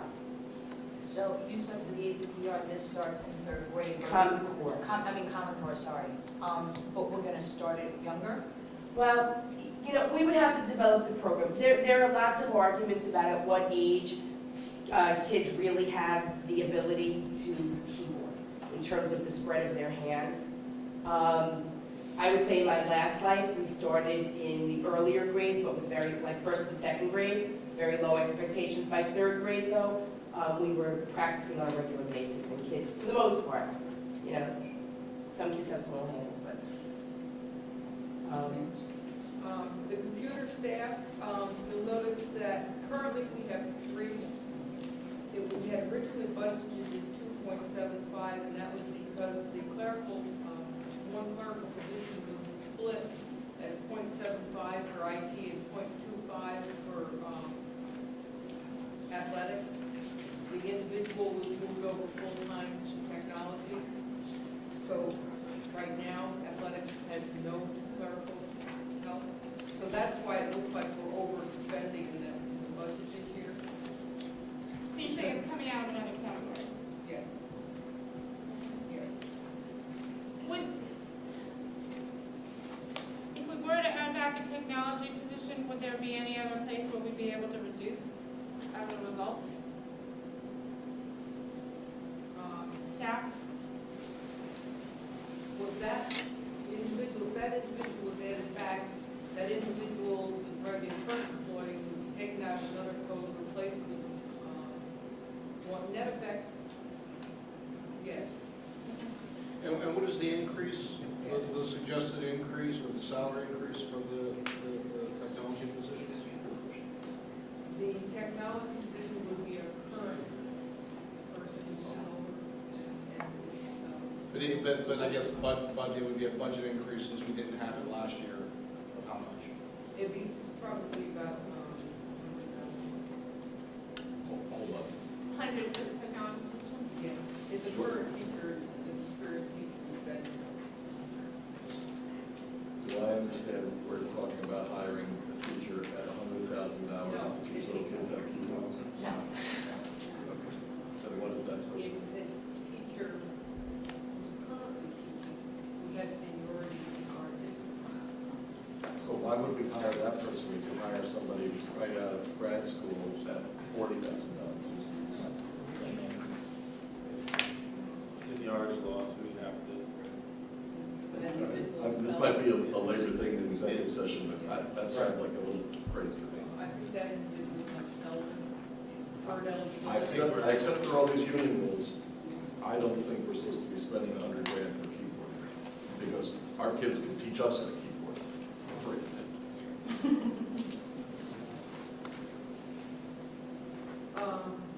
So I did the computer staff, so back to the other expense. Okay, so as you see in this category is our contract for EduTech, which supports our technology, as well as some of the other related hardware resources that we need. Again, those are infrastructure. You'll notice that the E-rate exchange moved, so that's no longer in there. In addition, under the category where it says software programs, so software comes to us through 3 different ways. One is through the library code that we shared. One is the next slide, which is state-aided software, and then this category. So again, under software programs, these are resources that we're using at the different schools to support instruction. And I just want to interject that Raina and Jesse have spent an enormous amount of time straightening out these budget codes and trying to explain this to me and getting them all in the proper places. So I just want to say thank you to both of you for doing this. 2630, 450, the supplies, so you see there it's a combination.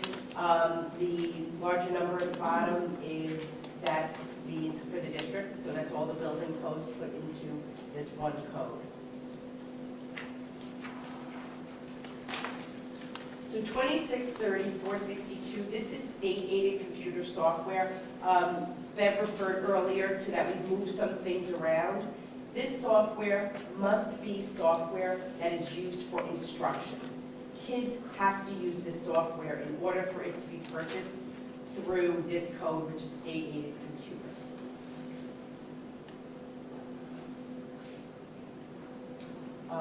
The last category here is the instructional technology. So again, that New York State data validation, that's systems that we need, we're required to have. Model Schools membership is a resource that we use that supports the implementation of technology, both on the, it provides some professional learning for teachers, but it also provides us with resources when we're implementing something new. So for instance, when we implemented TeachScape, some of what we did came out of this resource of Model Schools. So there's, as always with BOCES, there's overlap of what and who it supports.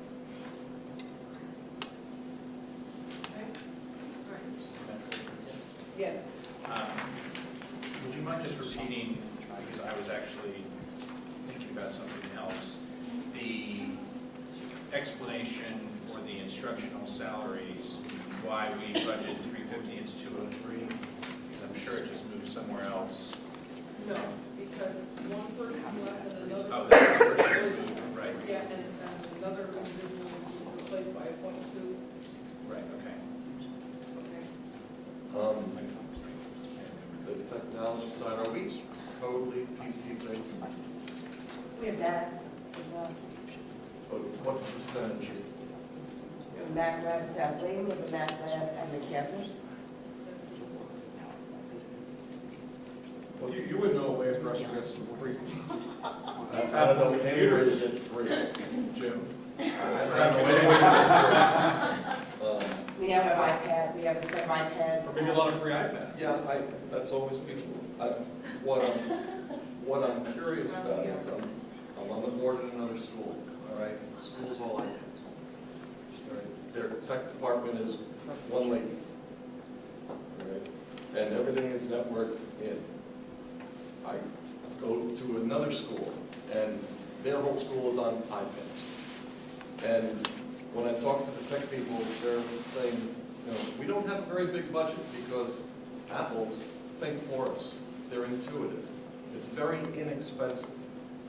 And my feeling is, you know, I'm looking at, we're spending $200 a head on cartridges and cables for our students, and an iPad costs $400.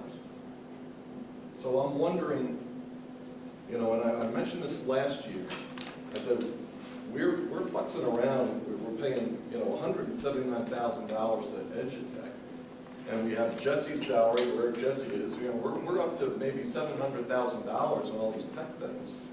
And I don't know if we're doing the right thing. And I mentioned last year we should be inviting the different hardware manufacturers' education staff into our school. And they will critique our school for free, with the expectation that if we buy, we're going to buy from them. Apple does it, HP does it, Dell does it, they all do it. And they do it all for free.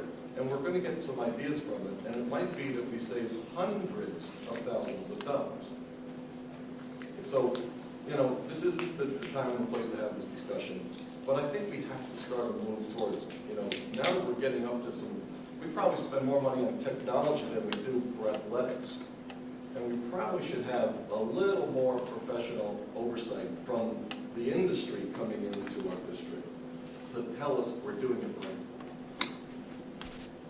I guess the only thing I would say back, and I think you're right, and we can certainly do something a little more extensive on this, but we also are faced with the 2014-15, the Park Assessment, which expects every child to be on a computer taking their test.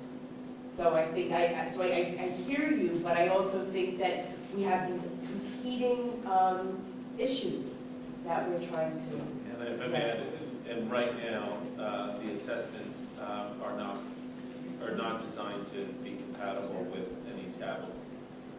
So if we're going to make an investment, we have to be able to make an investment in an area that where we have obligations. So right now, from the assessments we're going to be able, where kids have to be on PCs. So the idea of any tablet product is not going to be compatible with what our requirements are. Doesn't negate your recommendations that we'll explore about bringing in vendors to give us some guidance, but it does hinder our ability to delve deeply into the tablet world right now. I'm not pro tablet, I'm not pro PC, I use a Pickle and pencil. Don't get me wrong here, but my feeling is they're highly compensated people that we can get for free who know all these laws because they deal with every state education department. We should bring them in. We just shouldn't.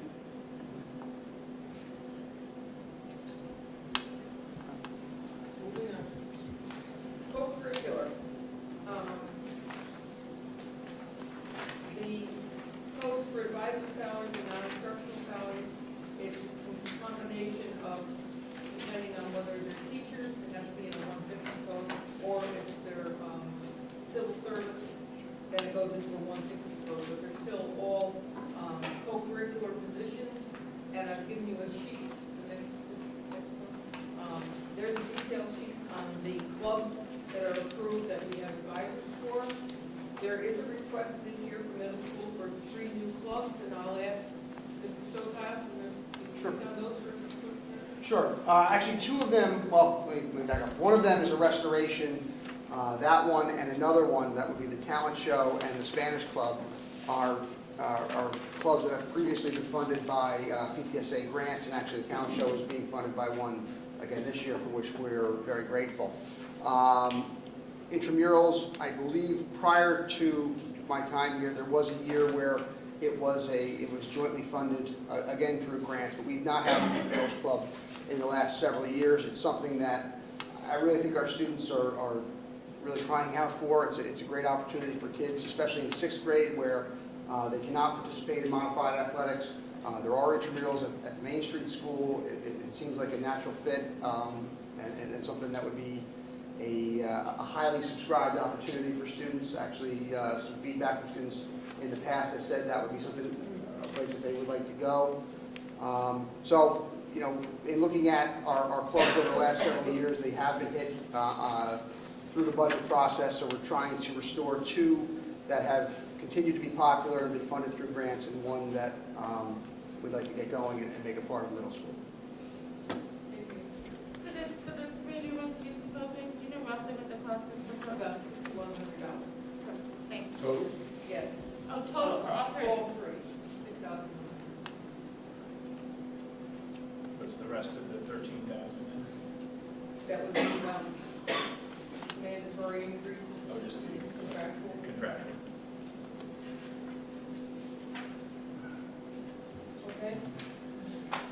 Okay, I put this off as long as I possibly can. Now it's time to talk fringe benefits. Okay. Remove all the sharp road here. Okay, here we go. And before, and I would say it afterwards, these are by definition costs that we have absolutely no control over. Correct.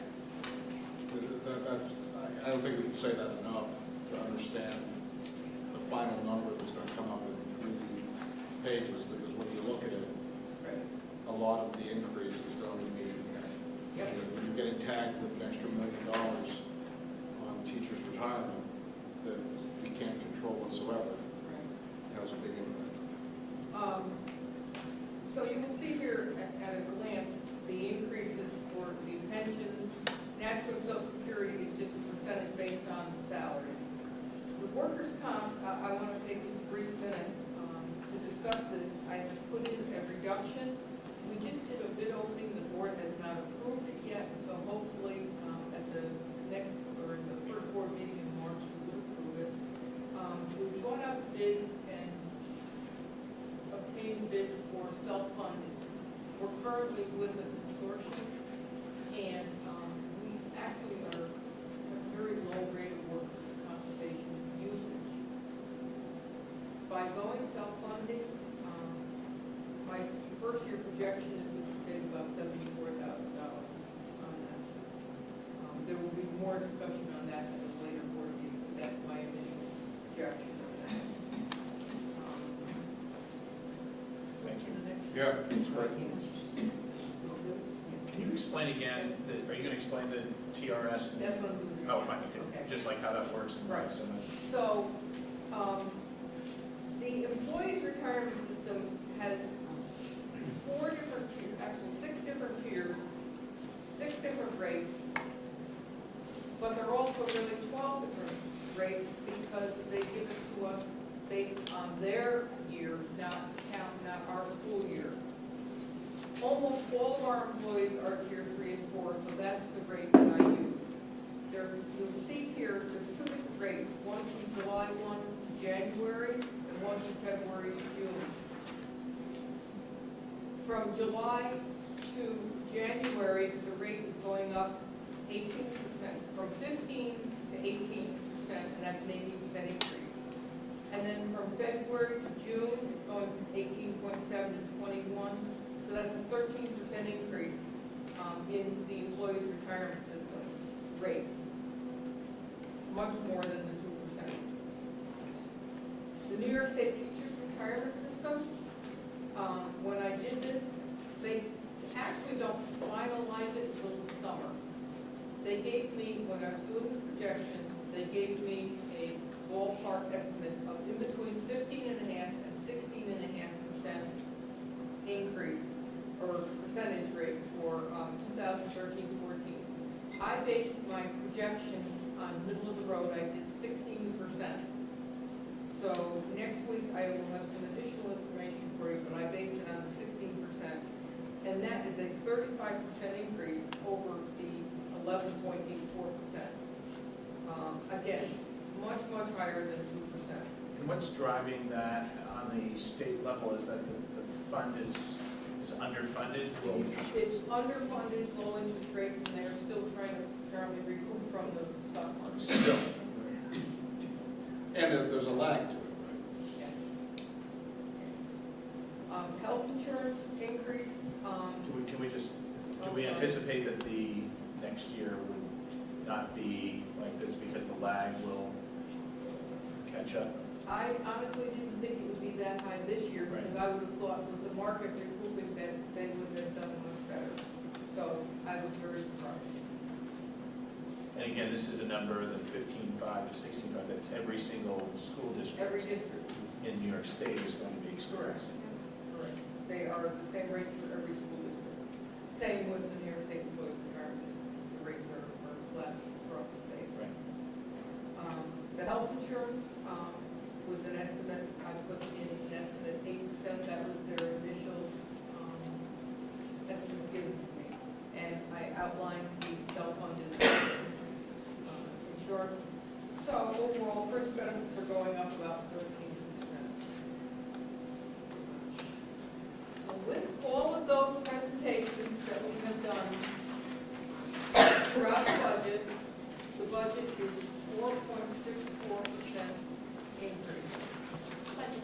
Budget to budget, 4.64%. However, that's not the worst.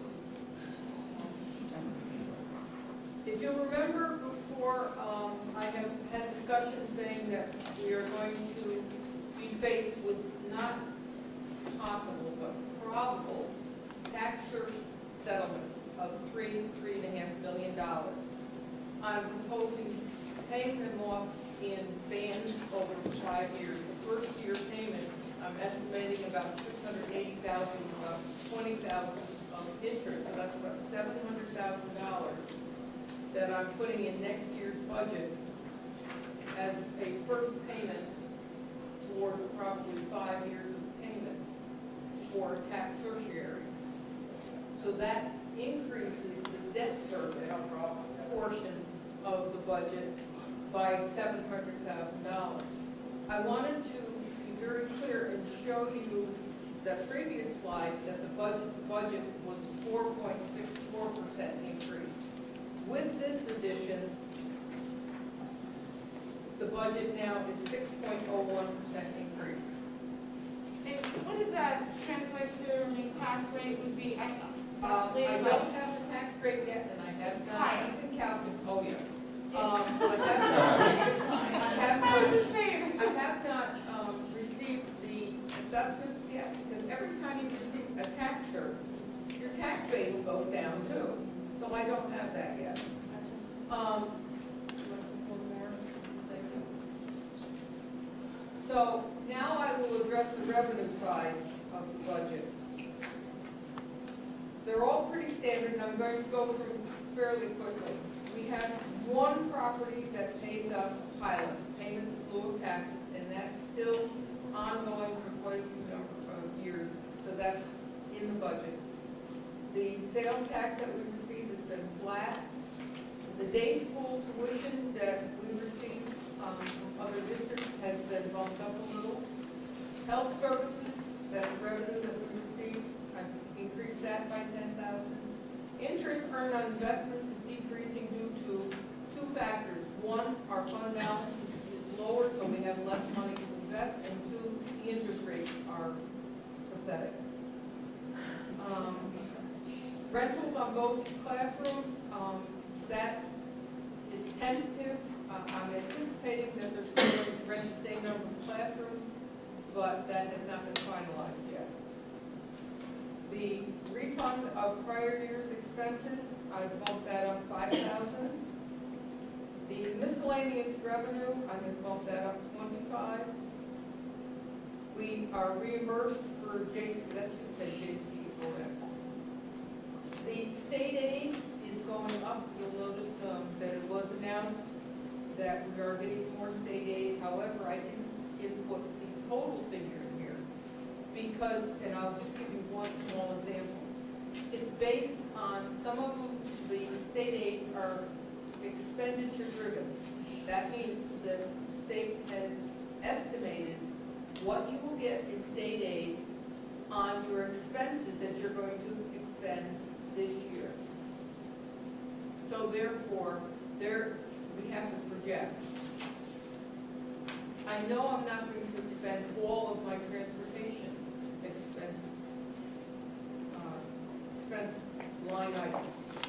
So therefore, I don't think it's fair for me to project receiving all of that state aid, because then I would be under next year.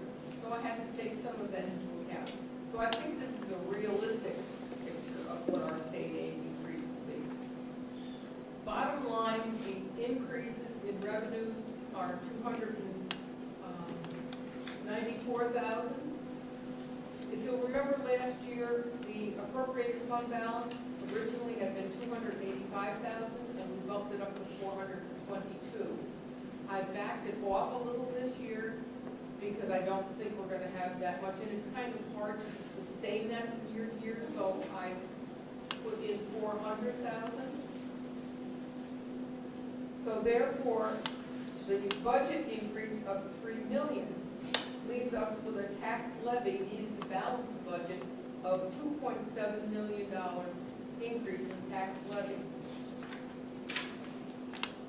Our tax levy cap this year is only $729,000, which is about 1.5%. And I'll elaborate on that in a second. So therefore, we are over the tax cap by approximately $2 million.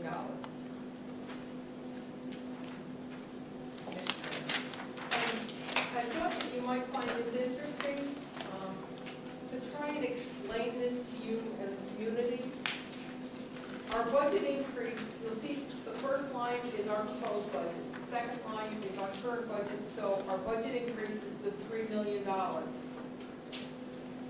Of that $3 million, if we didn't have to borrow $700,000 for our tax certs, if we didn't have to increase the employee benefits, health insurance, pensions, that are not within our control of $1.3 million, then our budget increase would have only been $1 million. Our tax cap this year is being hit because we are making a final payment on a capital debt. It's one of the pieces of the tax cap formula that people are not aware of. It's a formula, it's not a flat 2%. That they take that money that you're expending off of your tax cap. So the money we're not receiving due to that is $623,000. If we had that money plus the $729,000 which we are actually eligible for, our $1.3 million tax cap, we would not have had to cut any. But that's very simplified. But I just want to break it down so that $3 million increase is a lot. I agree. But I'm trying to show you how it's right. It's almost a perfect storm between being cut on the tax cap due to paying off the capital debt, as well as having over $3 million in tax surge, which, by the way, even if you go out and borrow for debt, the tax cap does not allow you to increase for that. Just like it does not make any allowance for increased enrollment, for special ed students, or anything else. It's a very poor formula, in my opinion. Could you just jump back? Could you jump back one slide to the Sure. Day school tuition? Yes, Is that based on the amount of kids you believe are going to be coming into our district next year from outside districts and paying tuition to us? yes. And is that number the same year over year, or you're anticipating another child coming in? And no, it actually goes up. There's a rate schedule, and the fee goes up every year. So it goes up a little every year. Well, that's my point, or that's what I'm getting to. If our taxes are going to be going up 8%, Yes. I would assume our tuition that we're going to be charging other district has to go up 8%, or we're asking our district taxpayers to subsidize kids from other districts. It's a state set tuition rate. The state calculates the rate that you can charge. And it would be based on this year's expenditures, not next year's. We're working on the 13-14 budget.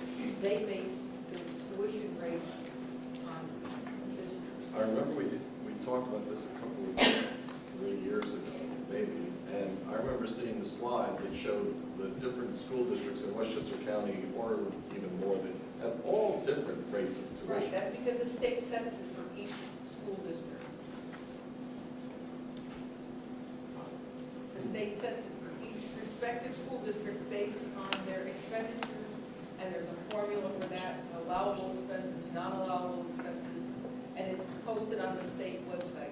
Wait, I think these are two different things, though. I think you're talking about the tuition we charge if someone wants to send their kids here. Right. That's one thing. This is if another district places a child in our district. It's not if we Right. opt to take a person, it's more of a special ed thing. Oh, it's, So there are two different rates that okay. you're thinking of. Okay. Yeah. Right? Right, so one of them we kind of set, this one the state sets. Okay. Thank you. Yeah. Just to, in perfect transparency, I've stated before that we have $200 in cartridges and cables. It's not 200, it's 20. I did the math wrong. So. Well, I guess the presentation is completed. Thank you very much. Maybe? Kind of. Okay. Wait, I have a question, I'm sorry. I'm really concerned about the fund balance line, because I was concerned last year that 400 was a large number, and I'm clearly concerned that again, we're looking at 400.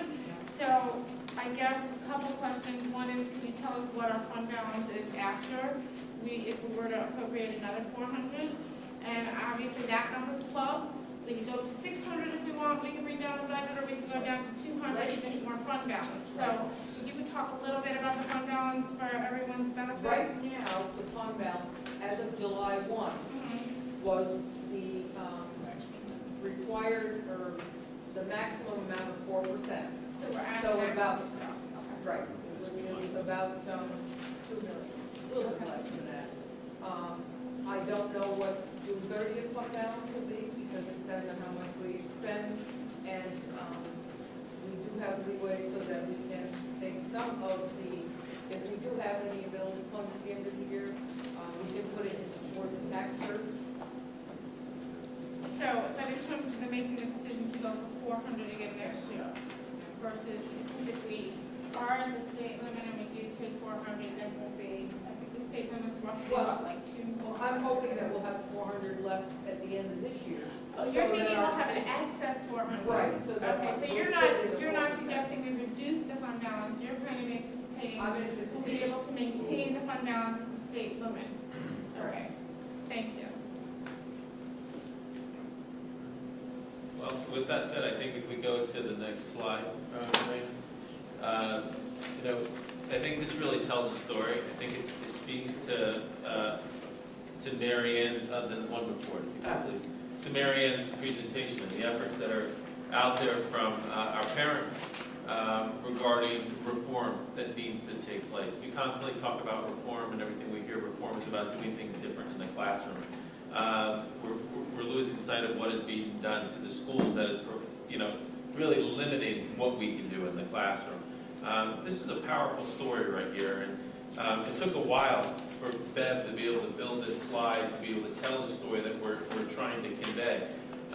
Tax cap tells, you know, a pretty story politically, but when you break it down and look at it as a formula, and you look at it, how it plays out in our schools and our communities, you can see that it doesn't make sense. We're being impacted by controls, or by expenses that we cannot control whatsoever. So you can sit back and say, my goodness, the school district, you know, irresponsible. You can say that they're not budgeting wisely, that their spending is out of control. But realistically, let's step back and look at the numbers that are here. Let's take a look at what's happening. And throughout our presentations, to arrive at that number that brought us to where we are, looking at the $54 million, that includes additions, that includes needs. It also includes efficiencies. Look at all the efforts that Beth brought forward, talking about what's happening with our workman's comp, saving $74,000 in one line item. But unfortunately, there's expenditures in other areas. As was brought up before, this doesn't take into account growth. Right? I think Mr. McCann asked that question before. And then we also acknowledge that we turn around in Dow's Lane because of growth. We had to add a new kindergarten teacher. There was a new aide that was added. We look at special education requirements that we have and adding staff.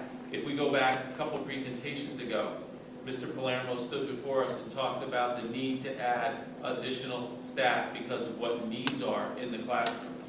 The CAP doesn't take into consideration what our realistic needs are, controls that we do not have. So we're going to have a lot of challenging discussions, but recognize where we are. Recognize that your school district, your Board of Education, and that your leadership is really trying to act responsibly. So, Raina, if we could, when we think about what our next steps are, we've asked the board to start to give us guidance, to have some real direction as to where we want to go, to convey some goals and priorities they may have for the administration. The challenge that we have is that our next Board of Education meeting is a week from tonight. So to turn around and think that if we could go and find $3 million and to come up with meaningful proposals in that period of time is unrealistic. But then we have to think, well, March 5th, when I'm scheduled to give my proposed budget, that's not too far away either. So when we look to the 12th, we're really going to see hopefully some final guidance from the Board of Education to give us a target of things that you desire. But between now and then, know that the district administration before you and the rest of the leadership team that's in the audience, we're beginning to work hard to see what we need to do to find savings. We recognize the challenges that we have, and we need to strike a budget that's going to be a balance between what we need for our students, what our children deserve, but also being mindful of fiscal realities facing our taxpayers and our community. So when we come to the 12th, we're going to start that discussion. We're going to initiate it, but we're going to need your guidance to get to that end point. We want to continue to see our public involved. It's good to see a larger audience here tonight. We hope that you're able to come and participate in future meetings. If you take a look at this next slide, there's an outline of a number of different opportunities that we've already scheduled. please be there. Please contribute. Please give us your ideas. We want to hear your voices. You need to be well educated, not only to be able to make an informed decision to influence what's happening for your children's education, but to be able to be an advocate for our schools, to be able to educate those that can't be here.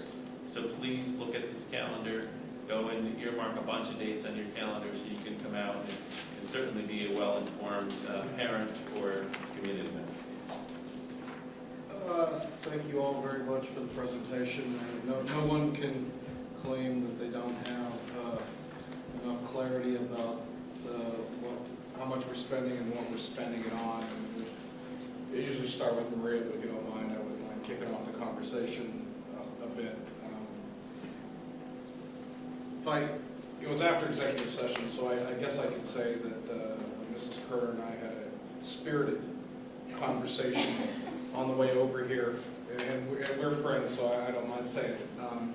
And I've been sitting here wondering why we were both so spirited. And at least for myself, in looking at these numbers, I realize why. Our hands are tied. Our hands are tied. I mean, I can say that a lot of us predicted this last year with what we saw coming down the road from the state mandates. But all five of us have ideas about where we would rearrange this budget a bit, what we would cut. I have a list of 12 things here that I'd like to bring up, and I know Robin has, and we all do, from bus monitors to reallocating this and reallocating that. But when you look at a budget that is $2+ billion over the cap, and that is based upon over $2 million of costs that we have nothing to do with, the money that we're talking about and looking, you say, rearranging deck chairs on the Titanic. I mean, that's what we're doing.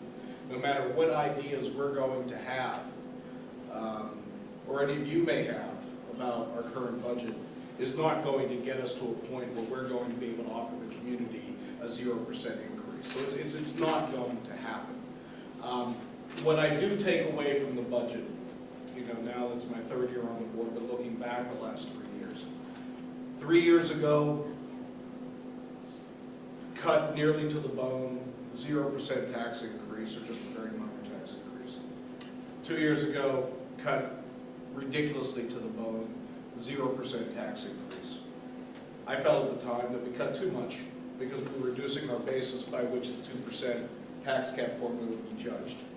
Okay, I made my speeches then. Now, last year, compared to Westchester, a couple percent increase, but not much. Now, even with a 6% increase, I think the community has to take notice that over the past 4 years, it's only been an annualized tax increase of about 2%, which is what the formula supposedly gets. I throw that out just to put what is going to happen in context.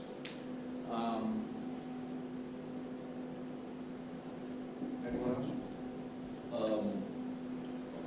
Ladies first.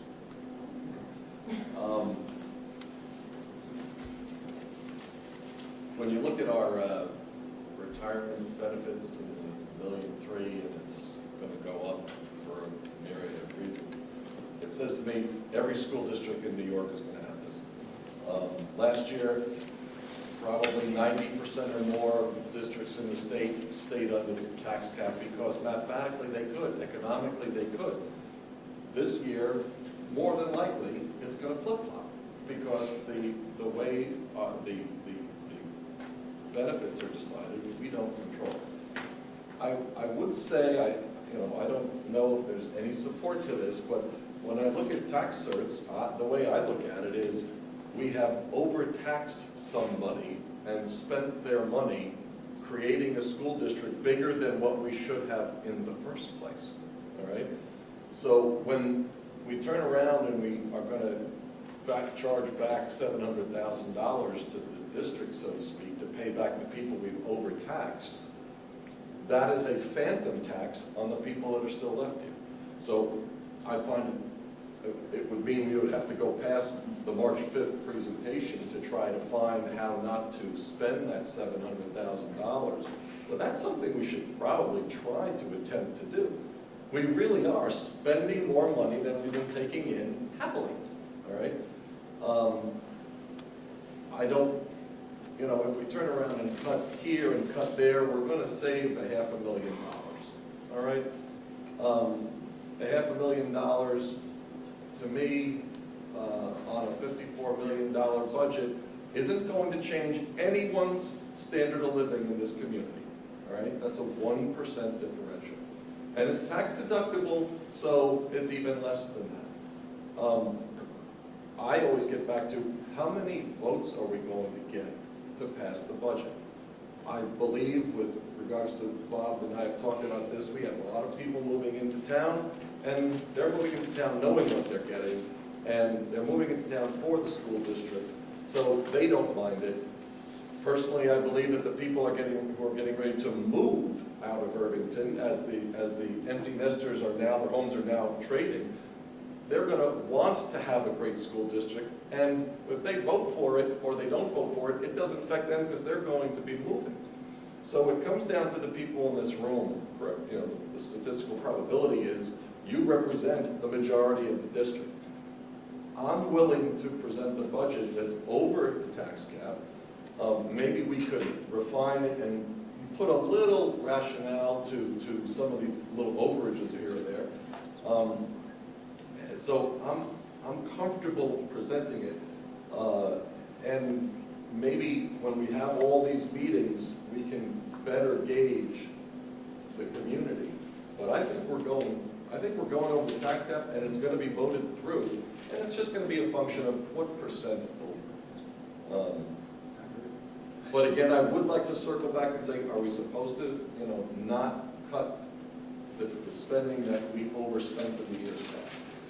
And to me, where that would come from, all right, is not cutting sports and not cutting music or arts and education or things like that. That would be cutting teachers, all right, and cutting teachers and raising our average class from whatever it is, Scott, 22, 23 to 24. And just do the math. The community might say, we don't want to do it, and then it's going to be up to them to get out to the polls and vote through the budget increase. But I think that's the only thing we're going to be able to do, at least that I'm interested in. Mrs. Kemp. I have no idea where to start. Echoing what Dr. Harrison said, we have $2 million to cut if we want to stay under the tax cap. Rough numbers, that's cutting a very easy cut, 20 teachers. 2 teachers per grade. So could you just imagine what the numbers would look like, what our classes would look like? I'm not sure this community would accept that. And we really need to hear from you guys to know what you can accept from us. Because some very hard decisions are going to have to be made to cut, to even possibly cut. Do you want us coming close to the tax cap? 2% over, 4% over? We have to make that decision, but a lot of that will be driven by what we hear from you guys, and we really do need to hear, because getting to that tax cap, I know it's going to hurt, and it's going to hurt bad.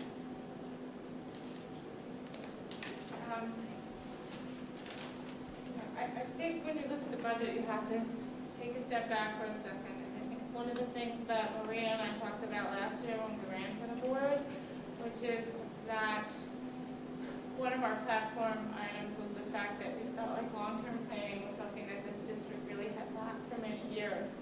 And what you saw as the board changed over so frequently was a year-to-year budgeting. I mean, a Band-Aid this year, a Band-Aid next year, a Band-Aid the year before. That gets to a little bit what Bob talked about is the 0% and the 0%. Kind of knee-jerk, get us through this year, get us through this year. But I think as a district, everyone needs to take a step back and really think about what kind of a district do you want this to be? What kind of a school for the long term do you want it to be? And I think we need to really take this budget in the context of a long-term planning budget.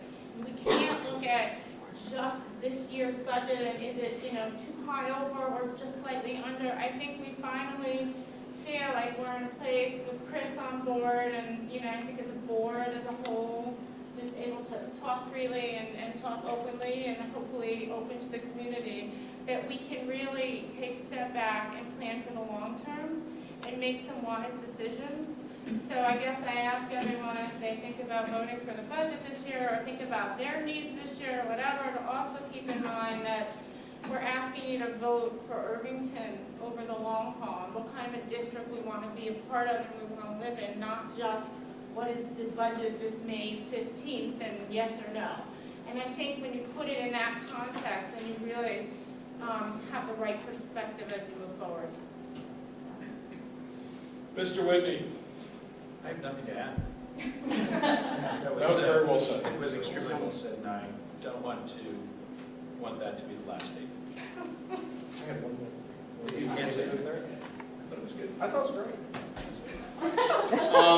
At this point, unless Mr. Harrison has anything to say, I'd like to open up the microphone for anyone in the community that has a question, and, our typical rules with some flexibility of rules. Come on, Tony, you can't resist. Hi, good evening, Tanya Hunt. Thank you for that excellent presentation. I thought it was really clear and nicely done, and it's a lot to explain, so thank you.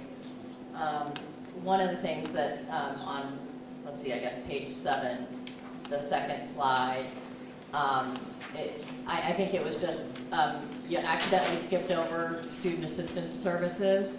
And while I know what that is, and probably some other people in the audience do, I think it's worth just a quick explanation of what that is and, what that, sorry, page 7.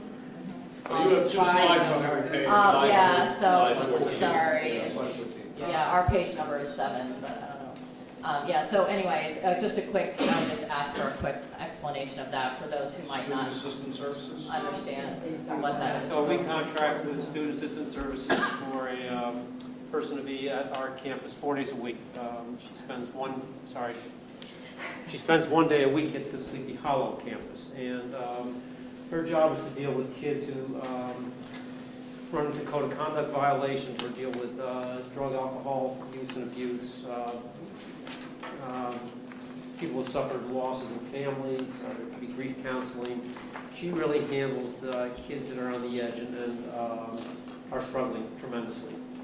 And she meets with them on a regular basis. She works with outside counseling services and tries to ease them back into school here if they've been out on a suspension of some sort, and help them put their lives back together. So it's I think, a critical service for kids who are in critical need of it.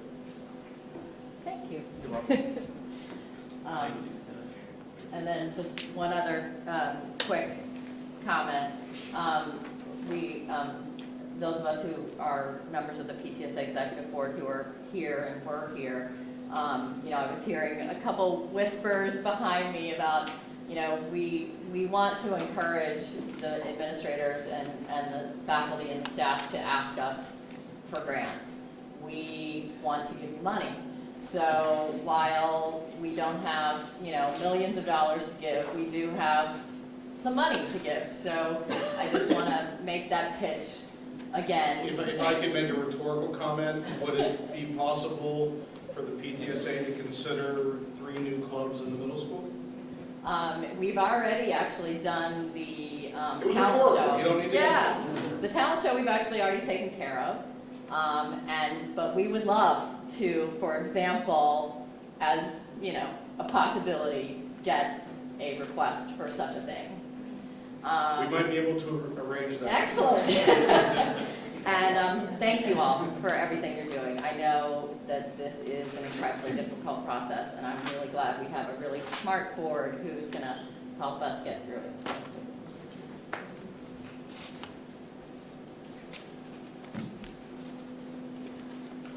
Hi, Lori Herbeck.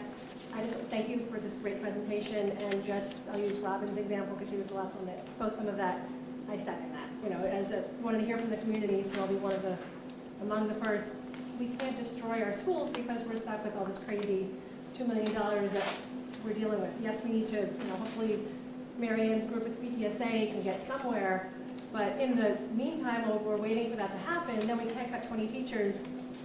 You know, we still are all here because we want a quality school system. Thank you.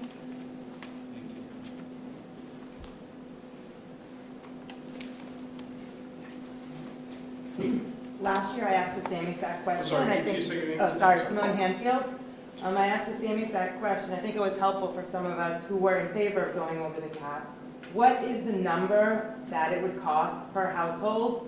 I think last year they used a $700,000 or $800,000 assessment on your house. What would it mean for the individual families, for the individual household to go over the tax cap? If we're going to sell it to the community, as you say, people need to know numbers if they're going to quote unquote buy it. We'll have that by March 5th. We don't have it yet.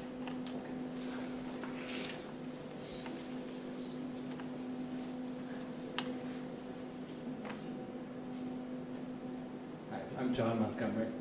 I was heartened to hear Robin's comments about trying to keep the longer term in mind. It wasn't clear in listening to at least this presentation that there was any consideration of longer term planning for the district, either on the curriculum side, which would be very important, or on the financial side. So since you want questions, I'd like to ask what sort of longer term planning has there been, and when are we going to see numbers and structure behind that longer term planning?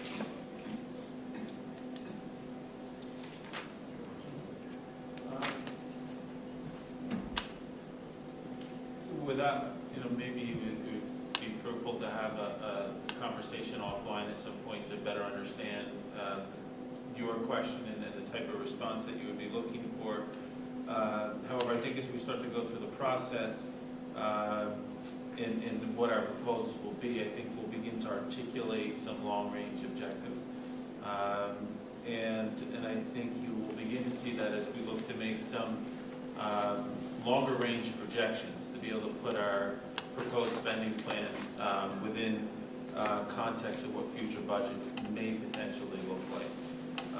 I think in listening to some of the presentation tonight by Dr. Kaur, we're starting to get a sense of what the long-range planning does look like from a sustainability effort, from looking at the large expense investment that we have in our teachers from a professional development standpoint, and trying to identify the initiative that would limit those costs, whether it be consultants or sending teachers out for training, by looking to develop our own professional development institutes that better serve our teachers' needs in-house at a greatly reduced expense. So certainly there's a pathway that we're creating there. Maybe it's looking to begin to better articulate what that vision may be. Okay, let me actually answer as well. I mean, John, I sort of know what you're alluding to. You're being direct about it. We've talked about the need for having a strategic plan in this district now for a number of years. I certainly mentioned it in my campaign, and I didn't say it because I thought it was good to say as part of the campaign. I really believe in it. We obviously had to wait for a new superintendent to start, so that meant we really could not start it when Dr. Rowley was here last year. We actually did talk about it in a couple of meetings.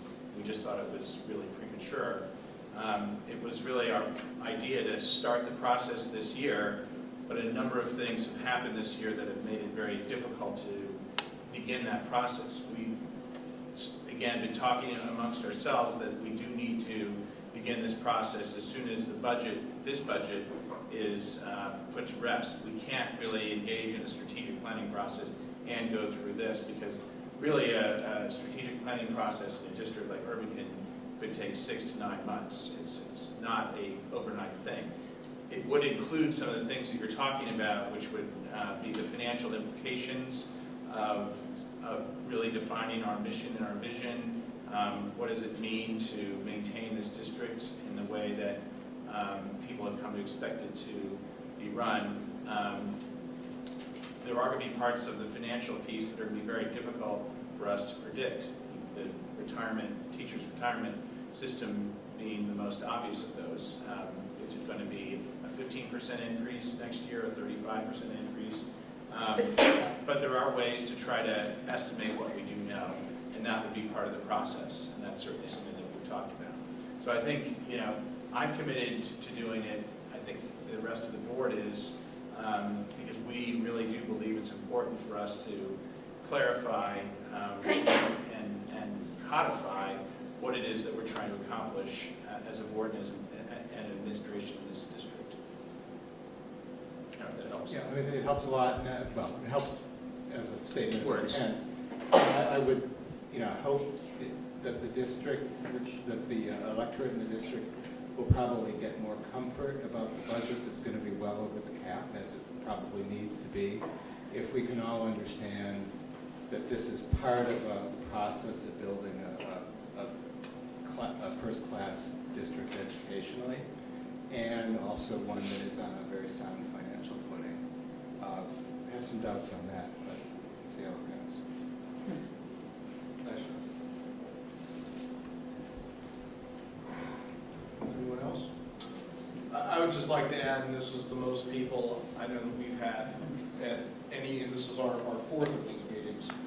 If I could just please, whether you're on Facebook or Twitter or in the playground or the restaurant, please take what you've learned and go forth and talk to the fellow people, your fellow neighbors and parents and friends who are out there, taxpayers.